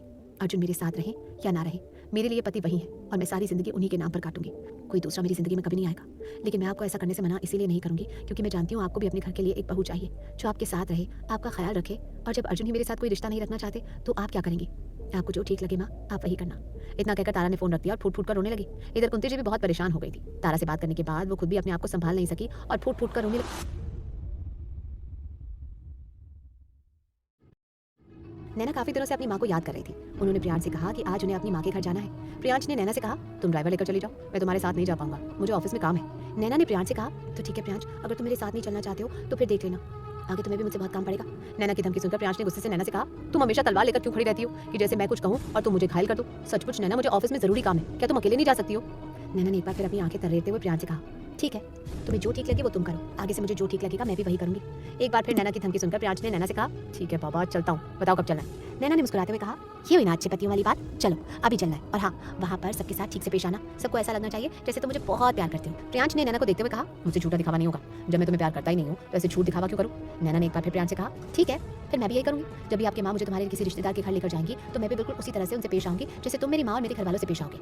प्रियांश ने अपना माथा पीट लिया और नैना से कहा, ठीक है, बहुत अच्छी तरह से पेश आऊंगा, अब चले। नैना तैयार हुई और मुस्कुराती हुई नीचे आ गई। यशोधरा जी ने प्रियांश और नैना को देखा। उन्होंने उनसे पूछा, अरे भाई आज कहाँ की तैयारी है, कहाँ जा रहे हैं आप लोग? नैना ने थोड़ा झिझकते हुए यशोधरा जी से कहा, वो मम्मा, मुझे ना अपनी माँ से मिलने जाना था, काफ़ी दिन हो गए उनसे मिली नहीं हूँ। यहाँ पढ़ाई में भी इतनी व्यस्त थी कि समय ही नहीं मिल रहा था, इसीलिए सोचा कि आज छुट्टी है, माँ से मिलाऊं। यशोधरा जी ने अपनी भवें उचकाते हुए नैना से कहा, वो सब तो ठीक है नैना, लेकिन इतनी जल्दी जल्दी अपनी माँ से मिलना ठीक नहीं। तुम्हें तो पता ही है हमारे रिश्तेदार कैसे हैं, बेकार में वो लोग बातें बनाएंगे। मैं चाहती हूँ कि तुम अपने घर वालों से कम राब्ता रखो। नैना यशोधरा जी की बात सुनकर हैरान थी। उनके मुंह में बहुत कुछ आ रहा था लेकिन वो कह नहीं पा रही थी। उन्होंने प्रियांश की तरफ देखा। प्रियांश को भी अपनी माँ की ये बात अच्छी नहीं लगती थी। उसने यशोधरा जी से कहा, मॉम आप कैसी बातें कर रही हैं? नैना का परिवार अब मेरा भी परिवार है, आप उसे इस तरह से अपने परिवार से मिलने से रोक नहीं सकती है, ये गलत बात है। हमारे रिश्तेदार क्या कहते हैं क्या नहीं, इससे हमें कोई फर्क नहीं पड़ना चाहिए। राधिका आंटी, अनिल भैया, अनीता भाभी, बच्चे, ये सब अब हमारे परिवार का हिस्सा है और हमें उनको इतना ही सम्मान देना चाहिए जितना वो लोग डिजर्व करते हैं। ना वी आर फैमिली मॉम। आप इस तरह की बात नैना से कैसे कह सकती हैं? भगवान न करे कल नैना मुझसे ये कहे कि मैं आप लोगों को छोड़ दूं, तो क्या मैं नैना की बात मान लूंगा? नहीं ना। तो इसी तरह से आप भी उसे इस तरह से बातें मत किया कीजिए और उसे मजबूर ना करें। प्रियांश की बात सुनकर नैना हैरान रह गई। वो हैरानी से प्रियांश का चेहरा देख रही थी और ये समझने की कोशिश कर रही थी कि ये वही प्रियांश है जो पहले एक अमीर और बिगड़ा हुआ लड़का था जिससे रिश्तों की कोई समझ ही नहीं थी। इससे पहले कि यशोधरा जी कुछ कहती, वीर जी वहां पर आ गए। नैना और प्रियांश को देखकर उन्होंने पूछा, अरे भाई हमें लगता है आज हमारी प्यारी बहू कहीं जा रही है, कहाँ जा रही है नैना? प्रियांश ने वीर जी से कहा, जी डैडी हम नैना के घर जा रहे हैं। वीर जी ने मुस्कुराते हुए कहा, ये तो बहुत अच्छी बात है, हमारे ख्याल से नैना पहली बार अपने मायके जा रही है। प्रियांश थोड़ा अच्छी तरह से जाना, मार्केट से फल और मिठाइयां खरीद लेना और बच्चों के लिए कुछ गिफ्ट्स भी ले जाना। उन लोगों को ऐसा नहीं लगना चाहिए कि आप लोग बस ऐसे ही खाली हाथ आ गए, क्यों है ना यशोधरा जी? यशोधरा जी ने नकली मुस्कान चेहरे पर लाते हुए कहा, हाँ मैं भी तो ये कह रही थी कि थोड़ा अच्छी तरह से जाना और समय से वापस भी आ जाना। वो क्या है ना, अब नैना की आदत पड़ गई है, वो यहाँ से जाती है तो मुझे अच्छा नहीं लगता है। नैना हैरानी से यशोधरा जी का चेहरा देख रही थी कि कितनी आसानी से उन्होंने बात को बदल दिया। प्रियांश ने नैना का हाथ पकड़ा और अपनी माँ और पिताजी के पैर छूकर वो दोनों गाड़ी में आकर बैठ गए। नैना ने प्रियांश से पूछा, आपने मेरे लिए और मेरे परिवार के लिए अपनी माँ से ऊंची आवाज में बात की, ऐसा क्यों किया प्रियांश? तुम तो ऐसे नहीं हो, मेरा मतलब है तुम तो मेरे परिवार से नफरत करती हो, फिर तुम तो। प्रियांश ने नैना को टोकते हुए कहा, तुमसे किसने कहा नैना कि मैं तुम्हारे परिवार से नफरत करता हूँ? मैं किसी से नफरत नहीं करता हूँ। नैना ने प्रियांश से कहा, तो फिर वो सब क्या था प्रियांश? जब तुम पहली बार बाहर विदेश से वापस आए थे तुम कैसी बातें करते थे, स्टैंडर्ड, अमीरी, गरीबी। आज आपने एक अलग सा ही रूप दिखा है, शायद मैं तुम्हें कभी समझ नहीं पाऊंगी प्रियांश, मेरे लिए तुम एक पहेली हो। प्रियांश ने मुस्कुराते हुए कहा, मैं तो ऐसा ही हूँ, बहुत कम लोगों को समझ में आता हूँ और जिसे समझ आता हूँ वो फिर मुझसे कभी दूर नहीं जाते। नैना हैरानी से उसका चेहरा देख रही थी। थोड़ी देर में वो दोनों नैना के घर पहुंच गए। रास्ते से उन लोगों ने फल, मिठाइयां और बच्चों के लिए तोहफे भी खरीद लिए थे और जैसे ही वो लोग घर पहुंचे राधिका जी उन्हें देखकर हैरान रह गई। उन्होंने मुस्कुराते हुए प्रियांश और नैना का स्वागत किया। वो दोनों अंदर आए और आंगन में बिछी चारपाई पर आकर बैठ गए। आज तारा की भी छुट्टी थी, वो घर पर ही थी। प्रियांश और नैना के आने की खबर सुनकर वो भी नीचे आई, लेकिन तारा को घर पर देखकर नैना और प्रियांश दोनों ही हैरान थे। तारा का चेहरा बता रहा था कि वो कुछ परेशान है। नैना ने सबसे बातचीत की, सब बहुत खुश थे और मौका पाते ही नैना तारा को लेकर अपने कमरे में पहुंच गई। उसने तारा से पूछा, तुम यहाँ पर क्यों दीदी? तुम्हें तो अपने ससुराल में होना चाहिए और तुम लोगों ने मुझे क्यों नहीं बताया कि तुम पिछले 1 महीने से यहाँ रह रही हो और तुमने नौकरी भी ढूंढ ली है? ये सब मुझे ठीक नहीं लग रहा है। क्या हुआ? अर्जुन से तुम्हारा झगड़ा हुआ है क्या? तारा तो पहले से ही दुखी थी और जैसे ही नैना ने उससे ये बात पूछी, जैसे उसकी दुखती रग पर किसी ने हाथ रख दिया हो, वो फूट फूट कर रोने लगी। तारा को इस तरह से रोते हुए देखकर नैना हैरान रह गई। उसने तारा को गले लगा लिया और उससे पूछा, दीदी मुझे डर लग रहा है, क्या हुआ है? सच सच बताओ, मुझे कुछ ठीक नहीं लग रहा। अर्जुन और आपका झगड़ा हुआ है क्या? तारा अब कुछ भी किसी से छुपाना नहीं चाहती थी। उसने एक एक करके सारी बातें नैना को बता दी और नैना ये सब सुनकर दंग रह गई। उसने तारा से कहा, अर्जुन मेरे बारे में ये सोचते हैं? मुझे तो ऐसा कभी नहीं लगा था। मैं बहुत हैरान हूँ। आपने कुछ गलत नहीं किया दीदी, यहाँ पर अर्जुन गलत है। मैंने तो अर्जुन को कभी ऐसा महसूस ही नहीं होने दिया, कभी भी उन नजरों से नहीं देखा और ना ही कभी ऐसा कुछ किया उनसे कहा जिससे उन्हें ये लगे कि मैं उनसे प्यार करती हूँ। आप तो जानती है दीदी, पहले मैं प्रियांश को चाहती थी, लेकिन जब प्रियांश वापस आया और उसने मेरे साथ बुरी तरह से व्यवहार किया, उसके बाद मेरी जिंदगी में भी कोई आया था। लेकिन जैसे विनय ने आपको धोखा दिया, वैसे ही विदित ने मुझे धोखा दिया। लेकिन अब मैं उस धोखे को भूल चुकी हूँ और आगे बढ़ चुकी हूँ। पर ये सुनकर मुझे बहुत दुख हो रहा है कि ये सब कुछ मेरी वजह से हुआ है। तारा ने नैना से कहा, नहीं, आपकी वजह से नहीं हुआ है, तुम अपने आप को दोष मत दो। नैना ने तारा से कहा, अगर मेरी वजह से ये सब कुछ हुआ है तो मैं इसे ठीक करूंगी। नैना और तारा काफी देर तक बात करते रहे और फिर सभी लोगों से मिलने के बाद नैना अपने घर आ गई। नैना थोड़ी परेशान थी। रात में जब वो अपने कमरे में अपना बिस्तर लगा रही थी, तब प्रियांश कमरे में आया तो उसने जानबूझकर नैना से पंगे लेने की कोशिश की। लेकिन आज नैना थोड़ी परेशान थी, इसलिए उसने प्रियांश की किसी भी बात का बुरा नहीं माना। वो चुपचाप अपना बिस्तर जमीन पर लगाकर लेटने लगी। नैना को इस तरह से परेशान देखकर प्रियांश को लगा कि जरूर कुछ बात है। प्रियांश ने नैना से कहा, क्या हुआ है नैना, तुम आज मुझसे लड़ झगड़ नहीं रही हो? मुझे नींद कैसे आएगी? इस एक महीने में तुमसे लड़ने झगड़ने की आदत पड़ चुकी है। जब तक तुम मुझसे 4 बातें नहीं कह दोगी, मुझे नींद नहीं आती। नैना ने प्रियांश से कहा, प्रियांश आज मेरा मूड नहीं है आपसे लड़ाई झगड़ा करने का, मैं पहले से बहुत परेशान हूँ। प्रियांश नैना के पास आकर नीचे बैठ गया। उसने नैना से पूछा, क्यों परेशान हो, क्या मैं तुम्हारी कुछ मदद कर सकता हूँ? नैना ने प्रियांश से कहा, पता नहीं प्रियांश, मेरे परिवार के साथ क्या हो रहा है। जहाँ एक तरफ मेरी माँ इस बात से खुश थी कि उनकी दोनों बेटियां अच्छे घर में ब्याह गई हैं, वहीं उनकी पहली बेटी घर वापस आकर बैठ गई है और अभी तो उन्हें ये भी नहीं पता ठीक 11 महीने बाद उनकी दूसरी बेटी भी उनके घर वापस आकर बैठ जाएगी। मुझे समझ नहीं आता उनके दिल पर क्या बीतेगी। नैना के मुँह से ये सुनकर प्रियांश ने नैना से पूछा, तारा तारा घर आ गई, ऐसा क्या हुआ? फिर एक एक करके नैना ने प्रियांश को सारी बात बता दी। प्रियांश हैरान था। उसने नैना से कहा, अर्जुन ने ये ठीक नहीं किया, उसे गलतफहमी थी और उसने इन सब का जिम्मेदार तारा को मान लिया। ये तो बहुत गलत बात है, हमें बड़ी माँ से बात करनी होगी। जैसे कि तुम कह रही हो कि बड़ी माँ तारा को बहुत चाहती हैं और दादू भी, तो फिर हमें उन दोनों से बात करनी चाहिए।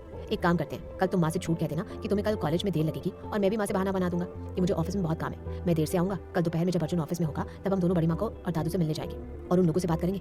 हमें ऐसा नहीं होने देना चाहिए, क्योंकि जहाँ तक मुझे लगता है कि अर्जुन और तारा को एक दूसरे से प्यार तो था, क्योंकि तुम भी यही बात कह रही थी कि सगाई वाले दिन अर्जुन बहुत खुश था और तारा की बहुत तारीफ भी कर रहा था। फिर अचानक ऐसा क्या हो गया? मेरे ख्याल से अर्जुन तारा से नाराज है और कुछ भी नहीं। प्यार वो दोनों एक दूसरे से बहुत करते हैं, बस शायद अभी उन्हें एहसास नहीं है। नैना ध्यान से प्रियांश की बातें सुन रही थी और मनी मन सोच रही थी, तुम इतने समझदार कैसे हो प्रियांश? हमेशा से थी या अब हो गए हो? और आपका ये रूप मैं कभी क्यों नहीं देख पाई? तुम्हारी बातें सुनकर मुझे ऐसा लग रहा है जैसे शायद मैं तुमसे प्यार करने लगी हूँ, बस मुझे एहसास नहीं था। शायद इसलिए इतनी आसानी से तुमसे शादी करने के लिए हाँ कर दिया, ये सब जानते हुए भी कि तुम सिर्फ 1 साल के लिए मुझसे शादी कर रहे हो, वरना कोई लड़की इतना बड़ा कदम क्यों उठाती, ये सब जानते हुए भी कि उसका परिणाम बुरा ही होगा।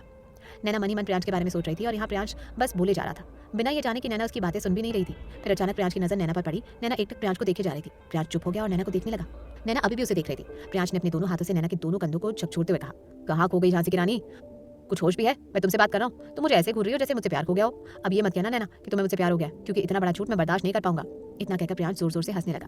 नैना होश में आ गई थी। उसने प्रियांश की तरफ देखते हुए पूछा, प्यार? और तुमसे? शक्ल देखी है तुमने अपनी? प्रियांश ने अपने मुंह पर हाथ फेरते हुए कहा, शक्ल तो मेरी बहुत अच्छी है और तुम्हारी भी बुरी नहीं है। वैसे नैना, तुमने एक बात सोची कि अगर कहीं ऐसा हो जाए, मतलब तुम्हें अगर मुझसे प्यार हो जाए तो तुम क्या करोगी? अचानक प्रियांश के मुंह से ये सुनकर नैना सकपका गई। उसने प्रियांश से कहा, तुम ये कैसी बातें कर रहे हो? मुझे तुमसे प्यार क्यों होगा, जबकि मैं अच्छी तरह से जानती हूँ कि ये कॉन्ट्रैक्ट मैरिज है, इससे ज्यादा कुछ भी नहीं। प्रियांश ने नैना की आंखों में आंखें डालते हुए पूछा, पर मान लो अगर हो गया तो फिर क्या करोगी? 1 साल बाद मुझे छोड़कर चली जाओगी? ना जाने क्यों एक पल के लिए नैना को ऐसा लगा जैसे प्रियांश उससे कुछ पूछ नहीं रहा, बल्कि उसे अपने दिल का हाल बता रहा है। नैना हैरानी से प्रियांश की आंखों में आंखें डालकर देख रही थी। इससे पहले कि नैना कुछ कहती, एक बार फिर प्रियांश के फोन पर सुहाना का फोन आने लगा। सुहाना का नाम देखकर नैना ने प्रियांश से कहा, डायनासोर का फोन आ गया, उठा लो वरना फोन से निकलकर ही तुम्हें खा जाएगी। प्रियांश ने नैना से कहा, पता नहीं तुम्हें मुझसे प्यार होगा कि नहीं, पर लगता है सुहाना से जरूर हुआ है, तभी तुम उसके इतना नाम रखती हो, कभी चुड़ैल, कभी छिपकली और अब ये लेटेस्ट डायनासोर।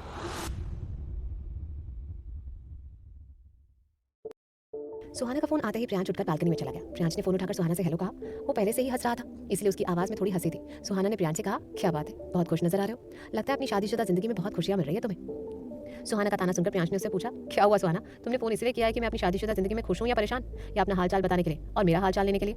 सुहाना ने प्रियांश से पूछा, वैसे तो तुम्हें ये बताने के लिए फोन किया था कि मैं वापस आ गई हूँ, तो कब आ रहे हो मुझसे मिलने? अचानक सुहाना के मुंह से ये सुनकर ना जाने कि प्रियांश एक पल के लिए चुप हो गया और कुछ सोच में पड़ गया। प्रियांश की चुप्पी सुनकर सुहाना ने उसे टोकते हुए कहा, क्या हुआ प्रियांश, तुम चुप हो गए, लगता है तुम्हें मुझसे मिलने का मन नहीं है। प्रियांश ने सुहाना से कहा, नहीं नहीं ऐसी बात नहीं है सुहाना, मिलना तो है लेकिन फिलहाल 1-2 दिन में थोड़ा बिजी हूँ। वो क्या है ना, नैना की फैमिली में कुछ प्रॉब्लम है, बस एक मैटर को थोड़ा सॉल्व करना था, इसलिए थोड़ा बिजी था। क्या मैं तुमसे 1-2 दिन में आकर मिलूं? प्रियांश के मुंह से नैना की फैमिली की बात सुनकर नैना को गुस्सा आ गया। उसने गुस्से से प्रियांश से कहा, तुम्हें हो क्या गया प्रियांश, तुम्हारा दिमाग तो ठीक है ना? तुम जानते भी हो तुम क्या कह रहे हो? तुम तो ऐसे कह रहे हो जैसे नैना आपकी रियल वाइफ हो। उसकी फैमिली और उसकी फैमिली की प्रॉब्लम से तुम्हारा क्या लेना देना है? तुमने उससे कॉन्ट्रैक्ट मैरिज किया, लगता है तुम भूल गए हो। एक तरीके से ये पूरा ड्रामा है और इससे ज्यादा कुछ भी नहीं, और तुम दोनों इस ड्रामे के एक्टर हो और को वर्कर होने के नाते तुम दोनों को एक दूसरे की पर्सनल प्रॉब्लम से मतलब नहीं होना चाहिए। जैसे स्टेज का ड्रामा होता है और उसकी खत्म होने के बाद हीरो हीरोइन अपने अपने घर चले जाते हैं, वैसे ही तुम दोनों को भी अपने अपने कामों से मतलब होना चाहिए। आपने इसे क्या लगा रखा है? तुमसे जब भी बात करो तुम्हारे पास हमेशा नैना की ही बात होती है। मुझे ऐसा क्यों लग रहा है प्रियांश कि तुम उस नैना में कुछ ज्यादा ही खोते जा रहे हो? प्रियांश ने थोड़ा रुके स्वर में सुहाना से कहा, मुझे ऐसा लगता है सुहाना कि तुम नैना से ऑब्सेस्ड हो गई हो। जरूरी नहीं है कि हर बात में उसे बीच में लाया जाए। सुहाना, नैना से मेरी सिर्फ कॉन्ट्रैक्ट मैरिज नहीं हुई है, बल्कि हम दोनों के परिवार पहले से ही एक दूसरे को जानते हैं और हम लोग हमेशा एक दूसरे की परेशानियों में एक दूसरे के लिए खड़े रहे हैं। ये बात सिर्फ नैना की नहीं है, उसके परिवार की भी है, और इस नाते मुझे उसके परिवार की मदद करनी होगी। और मुझे लगता है कि तुम्हें इसमें कोई ऑब्जेक्शन नहीं होना चाहिए, और अगर है भी तो भी मुझे फर्क नहीं पड़ता है, क्योंकि तुम तो जानती हो कि मैं कहाँ किसी की सुनता हूँ। मुझे जो सही लगता है मैं वही करता हूँ। और रही बात तुम्हारी, तो ये बात तो तुम भी जानती हो कि मैंने तुम्हारे लिए भी कभी कोई कमी नहीं छोड़ी है। तुमने जब भी जहाँ भी मुझे बुलाया है मैं आया हूँ। सुहाना ने तुनकते हुए पूछा, बात तो यही है प्रियांश कि तुम खुद कभी अपने आप से मुझसे मिलने नहीं आते, हमेशा कि मुझे मिलने के लिए बुलाना पड़ता है। कभी आपका मन क्यों नहीं होता? पिछले 1 महीने में तुमने एक बार भी मुझे कॉल नहीं किया, ना ही मेरा हालचाल पूछा। कि तुम्हें एक पल के लिए भी मेरी याद नहीं आई? सुहाना की बात पर प्रियांश एक बार फिर चुप हो गया और मन ही मन सोचने लगा, बात तो ठीक कह रही है सुहाना, सचमुच पिछले 1 महीने में मुझे तुम्हारी एक बार भी याद नहीं आई। सुहाना ने एक बार फिर टोकते हुए पूछा, क्या हुआ प्रियांश, जवाब नहीं आया तुम्हारे पास? प्रियांश ने सुहाना से कहा, ऐसा कुछ भी नहीं है सुहाना, तुम कुछ ज्यादा ही सोच रही हो। शादी के बाद घर में कितने सारे काम थे और उसके बाद ऑफिस भी। तुम्हें पता है डैडी ने हमारे हनीमून प्लान किया था, मैंने वो तो कैंसिल कर दिया क्योंकि टाइम ही नहीं था। अब तुम ही बताओ कि मैं तुम्हें फोन कैसे करता? सुहाना ने गुस्से से प्रियांश से कहा, ये बहाने तुम किसी और को सुनाना प्रियांश, आपके पास नैना की फैमिली की प्रॉब्लम सॉल्व करने के लिए टाइम है, लेकिन मुझे एक कॉल करने के लिए टाइम नहीं है। बस करो प्रियांश, पता नहीं क्यों पर मुझे ऐसा लगने लगा है जैसे तुम्हें मुझ में कोई इंटरेस्ट नहीं है। वो प्यार व्यार की बड़ी बड़ी बातें बस बातें ही रह गई। लेकिन एक बात याद रखना प्रियांश, अगर तुमने मुझे धोखे से भी धोखा देने की कोशिश की तो मैं तुम्हारा और नैना का भांडा फोड़ दूंगी, आपकी माँ को सब कुछ सच बता दूंगी। तुम्हें याद है ना, मैंने तुमसे तुम्हारे कॉन्ट्रैक्ट मैरिज की एक कॉपी मांगी थी। वो इसलिए मांगी थी कि तुम मुझे धोखा न दे सको, और जिस दिन भी तुम्हारे दिमाग में ये ख्याल आया तो याद रखना मेरे पास तुम्हारी कॉन्ट्रैक्ट मैरिज की एक कॉपी है, और वो कॉपी कभी भी तुम्हारे घर पहुंच सकती है और नैना के घर भी। इसीलिए जब भी मैं जहाँ भी तुम्हें बुलाऊंगी तुम्हें आना होगा, समझे तुम? इतना कहकर सुहाना ने फोन काट दिया। प्रियांश हैरान रह गया और मन ही मन सोचने लगा, ये कौन सा प्यार है? प्यार में जबरदस्ती तो नहीं होती। सुहाना हमेशा ऐसी बात क्यों करती है जैसे वो मुझे मजबूर कर रही हो। प्रियांश बालकनी में खड़ा होकर सुहाना के बारे में सोच रहा था। नैना बिस्तर पर बैठे बैठे उसका इंतजार कर रही थी। नैना ने झांक कर देखा, प्रियांश फोन रख चुका था लेकिन अभी भी बालकनी में खड़े हुए आसमान की ओर ताक रहा था। नैना थोड़ी देर तो बिस्तर पर बैठी रही, फिर जब उसने देखा कि प्रियांश अभी भी वहीं खड़ा हुआ है तो उससे बैठा नहीं गया। वो उठकर प्रियांश के पास आई और उसके कंधे पर हाथ रखते हुए पूछा, क्या हुआ प्रियांश, तुम यहाँ क्यों खड़े हो? बात हो गई सुहाना से, कुछ परेशान लग रहे हो, सब ठीक तो है ना? सुहाना ठीक तो है ना? प्रियांश ने पलटकर नैना की तरफ देखा। वो नैना का चेहरा देख रहा था। सचमुच नैना के चेहरे पर उसके लिए फिक्र नजर आ रही थी। उसने नैना का हाथ पकड़ते हुए कहा, मैं ठीक हूँ, सुहाना भी ठीक है, बस ऐसे ही यहाँ खड़ा होकर कुछ सोच रहा था। एक्चुअली मैं कल के बारे में सोच रहा था कि कल बड़ी माँ और दादू से कैसे बात करनी है। वैसे तुम्हें क्या लगता है नैना, बड़ी माँ और दादू को तारा और अर्जुन के बारे में सब कुछ पता ही होगा?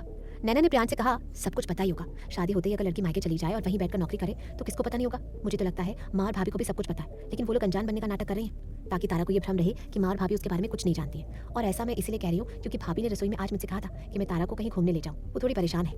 भाभी ने मुझे साफ साफ तो नहीं कहा, लेकिन उनकी चिंता देखकर मैं समझ गई थी कि इन लोगों को सब कुछ पता है। प्रियांश ने नैना से कहा, तुम चिंता मत करो नैना, सब ठीक हो जाएगा। अगर इन दोनों के बीच में प्यार होगा तो ये दोनों एक बार फिर साथ में होंगे, लेकिन अगर प्यार नहीं होगा तो इन दोनों को कोई भी साथ में नहीं ला सकता। और वैसे भी अगर प्यार नहीं हो तो उस रिश्ते को ढोने का क्या फायदा?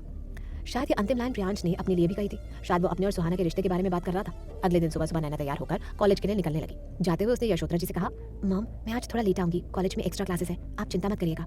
यशोधरा जी डाइनिंग टेबल पर बैठी हुई थी और उनका चेहरा उतरा हुआ था। उनका चेहरा देखकर नैना उनके पास आई और उनसे पूछा, आप कुछ ठीक नहीं लग रही हैं, क्या हुआ है? तबीयत तो ठीक है ना आपकी? यशोधरा जी ने थोड़ा कराते हुए नैना से कहा, पता नहीं आज पेट में दर्द सा है। दर्द तो मुझे काफी दिनों से है लेकिन आज कुछ ज्यादा हो रहा है। नैना ने फिक्रमंद होते हुए यशोधरा जी से कहा, आपको अपने सारे टेस्ट करा लेने चाहिए, आप चलिए मेरे साथ, मैं आपको पहले डॉक्टर को दिखाती हूँ। यशोधरा जी ने नैना से कहा, नहीं नैना सब ठीक है, वो कल थोड़ा उल्टा सीधा खा लिया था इसलिए दर्द हो रहा होगा। वैसे भी शादी में इतना सब खाया पिया इसलिए तबीयत ठीक नहीं है। मैं अपने फैमिली डॉक्टर के पास चली जाऊंगी, फिलहाल तो दवाई ले ली, अब ठीक लग रहा है, तुम कॉलेज जाओ, मेरी फिक्र मत करो। नैना ने 1-2 बार और यशोधरा जी से जिद की लेकिन उन्होंने नैना को जाने के लिए कहा। प्रियांश भी ये कहकर कि वो आज थोड़ी देर से आएगा वो भी ऑफिस निकल गया। यशोधरा जी को अब ठीक लग रहा था, वो भी अपने कमरे में जाकर लेट गई। दोपहर के 12 बज चुके थे। नैना अपने कॉलेज के बाहर प्रियांश का इंतजार कर रही थी। ठीक 12 बजे प्रियांश की गाड़ी नैना के कॉलेज के पास पहुंची। नैना तुरंत गाड़ी में आकर बैठ गई। उसने प्रियांश से कहा, मुझे उम्मीद नहीं थी कि तुम बिल्कुल टाइम पर पहुंचोगे। Thank you Priyansh. प्रियांश ने नैना से पूछा, थैंक यू किस लिए? नैना ने प्रियांश से कहा, वो इसीलिए कि तुम मेरे परिवार के लिए इतना कुछ कर रहे हो। प्रियांश मुस्कुराने लगा। गाड़ी सीधे चौबे पर पहुंची। प्रियांश ने दरवाजा खटखटाया तो उषा ने दरवाजा खोला। प्रियांश और नैना को देखकर उसने मुस्कुराते हुए कहा, अरे वाह, आज तो छोटी बहुरिया और कुंवर जी आए हैं, जल्दी जल्दी आइए, आइए अंदर। उषा ने चहकते हुए कुंती जी से कहा, देखिए आज तो आपके घर बड़े बड़े मेहमान आए हैं, आपके छोटे बेटे और बहू आई हैं। उषा के मुंह से ये सुनकर कुंती जी हैरान रह गई। वो रसोई में थी, अपने हाथ पोंछते हुए वो बाहर आई। आंगन में सोफे पर नैना और प्रियांश बैठे हुए थे। उन दोनों को देखकर कुंती जी ने आश्चर्यचकित होते हुए पूछा, अरे वाह नैना, प्रियांश बेटा, आप आज यहाँ कैसे आना हुआ? सब ठीक तो है ना? आप लोगों ने कोई खबर भी नहीं की अचानक? प्रियांश और नैना ने उठकर कुंती जी के पैर छुए और फिर नैना ने कुंती जी से कहा, बड़ी माँ बैठिए, हमें आपसे कुछ बात करनी है। कुंती जी थोड़ा चिंतित हो गई। उन्होंने उषा से कहा, जाओ उषा, बच्चों के लिए थोड़ा चाय पानी का इंतजाम करो। उषा रसोई में चली गई। कुंती जी थोड़ी परेशान सी सोफे पर आकर बैठ गई। तब तक दादू भी दोपहर की आरती के बाद प्रसाद देने आंगन में आए हुए थे कि प्रियांश और नैना को देखकर उन्होंने भी खुश होते हुए कहा, आप दोनों भाई आज तो बहुत खुशी का दिन है, हमारे बच्चे बिना बुलाए हमारे घर आए हैं। बहू, इन्हें कुछ खिलाया पिलाया भी है या नहीं? प्रियांश और नैना ने खड़े होकर दादू के पैर छुए और फिर उनसे कहा, दादू हम खा भी लेंगे, बल्कि आज दोपहर का खाना यहीं पर खाकर जाएंगे माँ के हाथ का।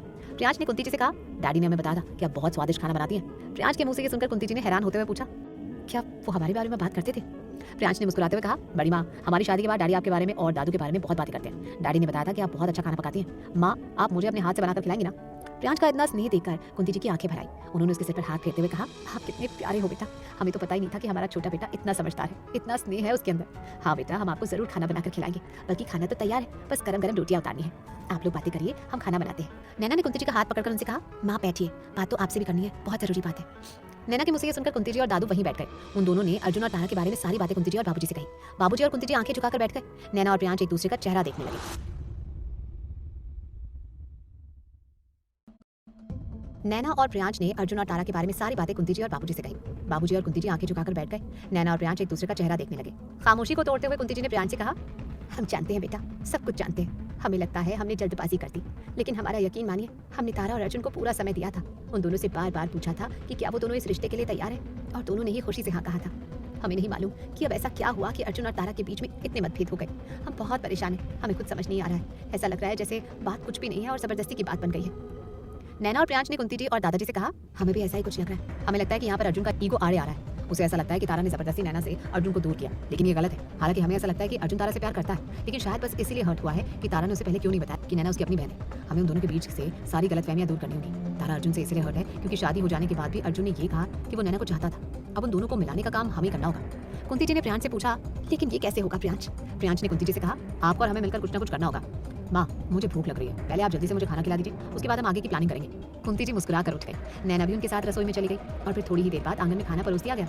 सब बैठकर खाना खाने लगे। खाना खाते खाते प्रियांश ने ना जाने कौन सी योजना कुंती जी और बाबूजी को समझाई। वो सब ऐसे गर्दन हिला रहे थे जैसे किसी सीक्रेट मिशन पर काम कर रहे हो। प्रियांश ने पानी का गिलास उठाकर बाबूजी से कहा, तो ठीक है दद्दू, शेयर करिए, इसीलिए कि हम सब ये योजना पर एक साथ काम कर रहे हैं और किसी को भी इस बात पर पता नहीं चलना चाहिए कि ये सब हम कर रहे हैं और ये नाटक है। दादू जी ने भी अपना पानी का ग्लास उठाया और फिर उन दोनों के साथ चीयर्स किया और पानी पीते हुए वो सारे मुस्कुराने लगे। प्रियांश और नैना कुंती जी और बाबूजी से मिलने और बात करने के बाद अपने घर आए। यशोधरा जी की तबीयत अब ठीक थी। नैना ने उनका हालचाल लिया और उसके बाद वो दोनों भी अपने कमरे में सोने चले गए। इधर अर्जुन ऑफिस से घर आया तो कुंती जी ने उसे बताया कि आज नैना और प्रियांश उनसे मिलने आए थे। अर्जुन ने इस बात को कोई खास अहमियत नहीं दी। कुंती जी ने अर्जुन से कहा, नैना कुछ बात करने आई थी। कुंती जी के मुंह से ये सुनकर अर्जुन ने हैरान होते हुए पूछा, क्या बात करने आई थी? कुंती जी ने अर्जुन से कहा, असल में बात नहीं बल्कि वो कुछ बताने आई थी। अर्जुन ने कुंती जी से पूछा, माँ आप क्या पहेलियां बुझा रही हैं? ठीक ठीक बताइए, क्या बताने आई थी नैना? कुंती जी ने अर्जुन से कहा, वो हमें ये बताने आई थी कि उन्होंने तारा के लिए कोई रिश्ता ढूंढा है। वो चाहते हैं कि वो लोग तारा की शादी करते, लेकिन इससे पहले वो लोग आप दोनों का तलाक चाहते हैं। तलाक नाम सुनकर अर्जुन थोड़ा शॉक्ड हो गया। उसने कुंती जी से पूछा, आप ही क्या कह रही है माँ? नैना ऐसा कह रही थी, लेकिन उसे क्या हक बनता है हमारे बीच में फैसला लेने का? कुंती जी ने थोड़ा नाराज होते हुए अर्जुन से कहा, और आपको क्या हक बनता है किसी लड़की की इस तरह से जिंदगी खराब करने का? आप तारा की चिंता क्यों खराब? अब आप दोनों को साथ रहना ही नहीं है तो फिर इस शादी का क्या मतलब है? शादी कोई हंसी खेल नहीं है अर्जुन, कि जब चाहे कर ली जब चाहे तोड़ दी। कभी कह दिया कि प्यार है, कभी कह दिया कि नफरत है। ऐसी जिंदगी नहीं चलती अर्जुन।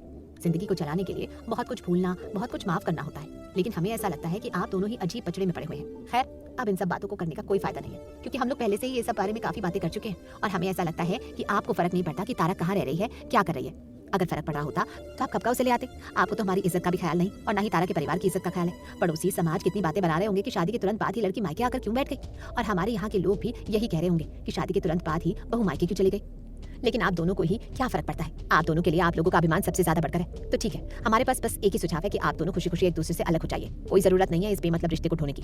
जब प्यार नहीं है तो अलग हो जाना ही ठीक है। वैसे हमें एक बात और बतानी थी, हमने भी आपके लिए एक रिश्ता ढूंढा है। लड़की बहुत अच्छी है, आपको फोटो दिखा देते हैं, पसंद कर लीजिएगा। वैसे अब हमें फर्क नहीं पड़ता है, क्योंकि हमें ऐसा लगता है कि आप अपनी जिंदगी के फैसले नहीं ले सकते हैं। हमें खुद ही आपकी जिंदगी का फैसला लेना पड़ेगा।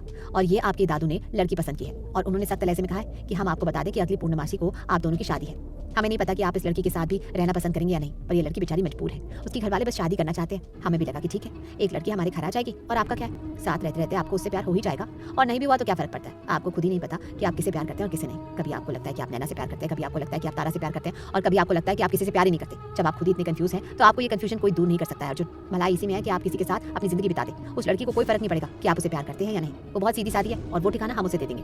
अपनी माँ के मुंह से ऐसा सुनकर अर्जुन हैरान रह गया। उसने अपनी आंखें निकालते हुए अपनी माँ से कहा, माँ आप ये सब क्या बातें कर रही हैं? मुझे कुछ समझ नहीं आ रहा है। तारा की शादी, आप सब लोग पागल हो गए क्या? हम शादी क्यों करेंगे? हम पहले से ही शादीशुदा हैं। इससे पहले कि कुंती जी कुछ कहती, दादाजी भी कमरे में आ गए और उन्होंने गुस्से से अर्जुन से कहा, हम सब पागल नहीं हुए हैं अर्जुन। हमें लगता है कि आपका दिमाग खराब हो गया है। आप अपने आप को शादीशुदा कहते हैं, सिर्फ शादी करने से कोई शादीशुदा नहीं हो जाता। आपको अपने जीवन साथी के साथ समय बिताना होता है, उसकी अच्छाई बुराइयों का समझना होता है। आप तो एक रात भी अपनी पत्नी के साथ नहीं बिता पाए और उसे उसके घर भेज दिया। ये कौन सी शादी थी? हम नहीं मानते ऐसी शादी को। और तारा भी इतनी जिद्दी निकली कि रात में ही घर छोड़कर अपने मायके पहुंच गई। ऐसी लड़की को हम कभी भी अपने घर की बहू बनाना नहीं चाहेंगे।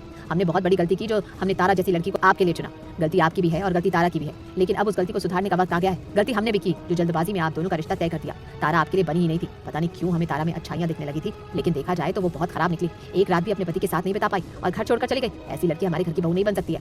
आपको उसे तलाक देना होगा, और अगर आप नहीं देना चाहते हैं तो मत दीजिए। हम आपकी दूसरी शादी तो करवा कर ही रहेंगे। तलाक के पेपर तैयार करवा दिए हैं, आप हस्ताक्षर कर दीजिएगा। हम तारा के घर पेपर्स भिजवा देंगे। बाकी उन लोगों को जो करना होगा वो करेंगे। ये लीजिए तलाक के पेपर, इस पर हस्ताक्षर करिए। और अगली पूर्णिमासी को आपकी शादी है। आपको शादी करनी है, हमें आपसे कुछ पूछना नहीं है। बहू ने आपको सब कुछ बता ही दिया होगा। आप बस तैयार रहिए। और हाँ, ये शादी बहुत साधारण तरीके से होगी इसी घर में। हम किसी भी रिश्तेदार को यहाँ नहीं बुलाएंगे।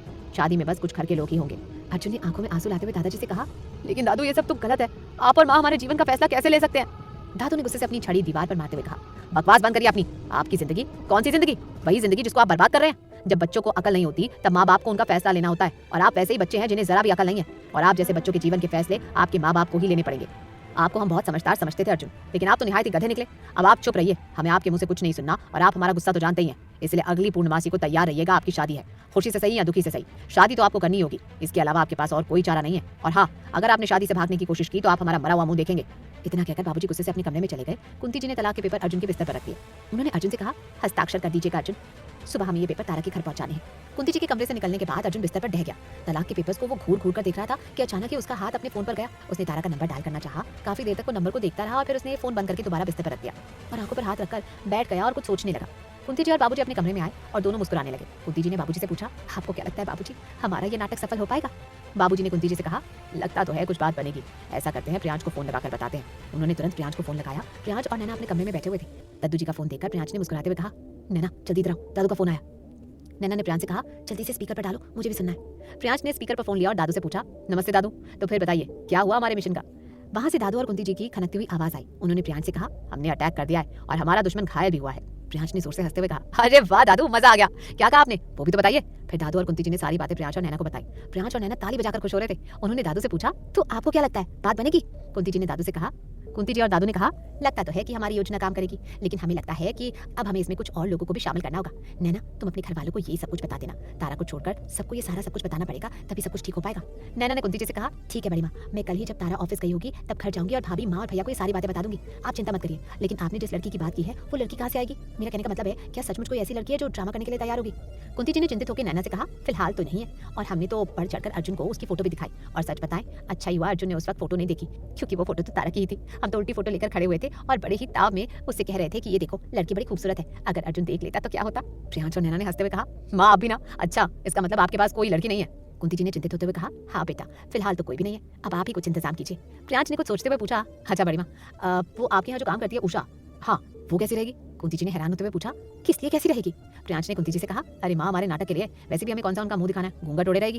कुंती जी ने जोर से हंसते हुए पूछा, प्रियांश आप क्या कह रहे हैं बेटा, उषा और अर्जुन की शादी? प्रियांश ने जोर से हंसते हुए कहा, अरे माँ, तो कौन सा हमें उनकी रियल की शादी करवानी है, बस नाटक ही तो करना है। आप बस उषा से बात कर लेना, मुझे लगता है वो तैयार हो जाएगी। प्रियांश की बात कुंती जी को सही लगी। उन्होंने प्रियांश से कहा, ठीक है, हम कल ही उनसे बात करते हैं। वैसे भी उसे इन सब बातों में बड़ा मजा आता है। अगर हम उनसे कहेंगे तो वो आसानी से तैयार हो जाएगी।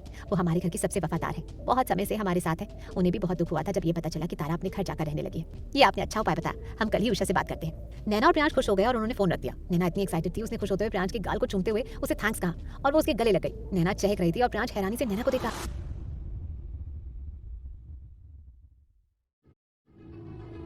प्रियांश हैरान था, नैना उसके गले लगी हुई थी, उसे जोर से जकड़ा हुआ था और वो बहुत ही एक्साइटेड थी। वो बार बार उसे थैंक यू कह रही थी और प्रियांश बुत बना हुआ था। थोड़ी देर बाद जब नैना ने देखा कि प्रियांश की तरफ से कोई प्रतिक्रिया नहीं आई तो उसने झटके से प्रियांश को छोड़ दिया। उसने झेपते हुए प्रियांश से कहा, माफ करना, वो मैं कुछ ज्यादा एक्साइटेड हो गई थी। क्या करूं, दीदी को लेकर बहुत परेशान थी, कुछ समझ नहीं आ रहा था, लेकिन तुमने सब कुछ इतना आसान कर दिया, ऐसा लग रहा है जैसे अब सब कुछ ठीक हो जाएगा। प्रियांश ने थोड़ा झिझकते हुए नैना की तरफ देखा। उसने नैना से कहा, तुम ना मुझे थोड़ा चिपका कम करो, दूरा करो मुझसे। नैना ने हैरान होते हुए प्रियांश से कहा, मैंने सॉरी तो बोला ना प्रियांश, अब इसमें गुस्सा होने वाली क्या बात है, गलती से हो गया, मेरा ऐसे कोई इरादा नहीं था। प्रियांश ने नैना से कहा, मैं जानता हूँ तुम्हारे इरादों को, पहले तो तुम जानबूझकर मुझसे चिपकोगी और उसके बाद एक झटके में मुझे उल्टा सीधा भी कहने लगोगी। नैना ने थोड़ा गुस्सा होते हुए प्रियांश से कहा, हद होती है प्रियांश, कहा ना सॉरी, अब इतनी सी बात को इतना बड़ा क्यों कर रहे हो? प्रियांश ने नैना से कहा, बात तो तुम बढ़ा रही हो नैना, मैं कहाँ बढ़ा रहा हूँ? वैसे तो तुम मुझे अपना दुश्मन मानती हो, पर तुम्हारा बिना कुछ समझ नहीं आता है। कभी कभी तो मुझे इतने प्यार से देखती हो कि तुम्हें देखकर ऐसा लगता है जैसे सचमुच तुम्हें मुझसे प्यार हो गया, और कभी खूंखार शेरनी बनकर मुझे खाने वाली नजरों से देखती हो। इसलिए तुमसे कह रहा हूँ, मुझसे दूर करो, वरना नैना ने गुस्सा होते हुए कहा, वरना क्या, मैं अच्छी तरह से जानती हूँ प्रियांश कि तुम मुझे ये सब क्यों कह रहे हो। तुम्हारी उस सुहाना ने तुमसे कहा होगा कि तुम मुझसे दूर रहो, इसीलिए तुम ये सब कर रहे हो ना। ठीक है प्रियांश, मैं तो वैसे भी तुमसे दूर ही रहती हूँ, पता नहीं क्यों तुम्हें थैंक यू कहने के लिए आ गई, पर आगे से याद रखूंगी कि मुझे तुम्हारे साथ किस लिमिट तक रहना है। मुझे पता ही नहीं था, या ये कहूँ कि कुछ दिनों के लिए भूल गई थी कि तुम मेरे नहीं हो, तुम उस सुहाना के हो। ऐसा कहकर नैना गुस्से से बिस्तर से नीचे उतर गई। प्रियांश नैना को देख रहा था और उसकी बातों को समझने की कोशिश कर रहा था। नैना और प्रियांश दोनों का ही मूड ऑफ हो गया। प्रियांश ने लाइट ऑफ कर दिया और अपने बिस्तर पर आकर लेट गया। नैना भी अपनी दरी पर जाकर लेट गई। दोनों ही अपने माथे पर हाथ रखकर लेटे हुए थे और अपने बारे में सोच रहे थे। प्रियांश नैना की बात के बारे में सोच रहा था। क्या कह रही थी अभी कि गलती हो गई मुझसे कि मैंने तुम्हें अपना समझा, तुम तो सुहाना के हो। ऐसा नैना ने क्यों कहा? क्या नैना भी मेरे लिए कुछ महसूस करने लगी है? लेकिन मैं क्यों नैना के बारे में सोच रहा हूँ? इतने दिनों बाद सुहाना वापस आई है और उसने कल मुझे फोन भी किया था। मैं उसके बारे में क्यों नहीं सोच रहा हूँ? मैं उससे मिलने के लिए एक्साइटेड क्यों नहीं हूँ? क्यों जब नैना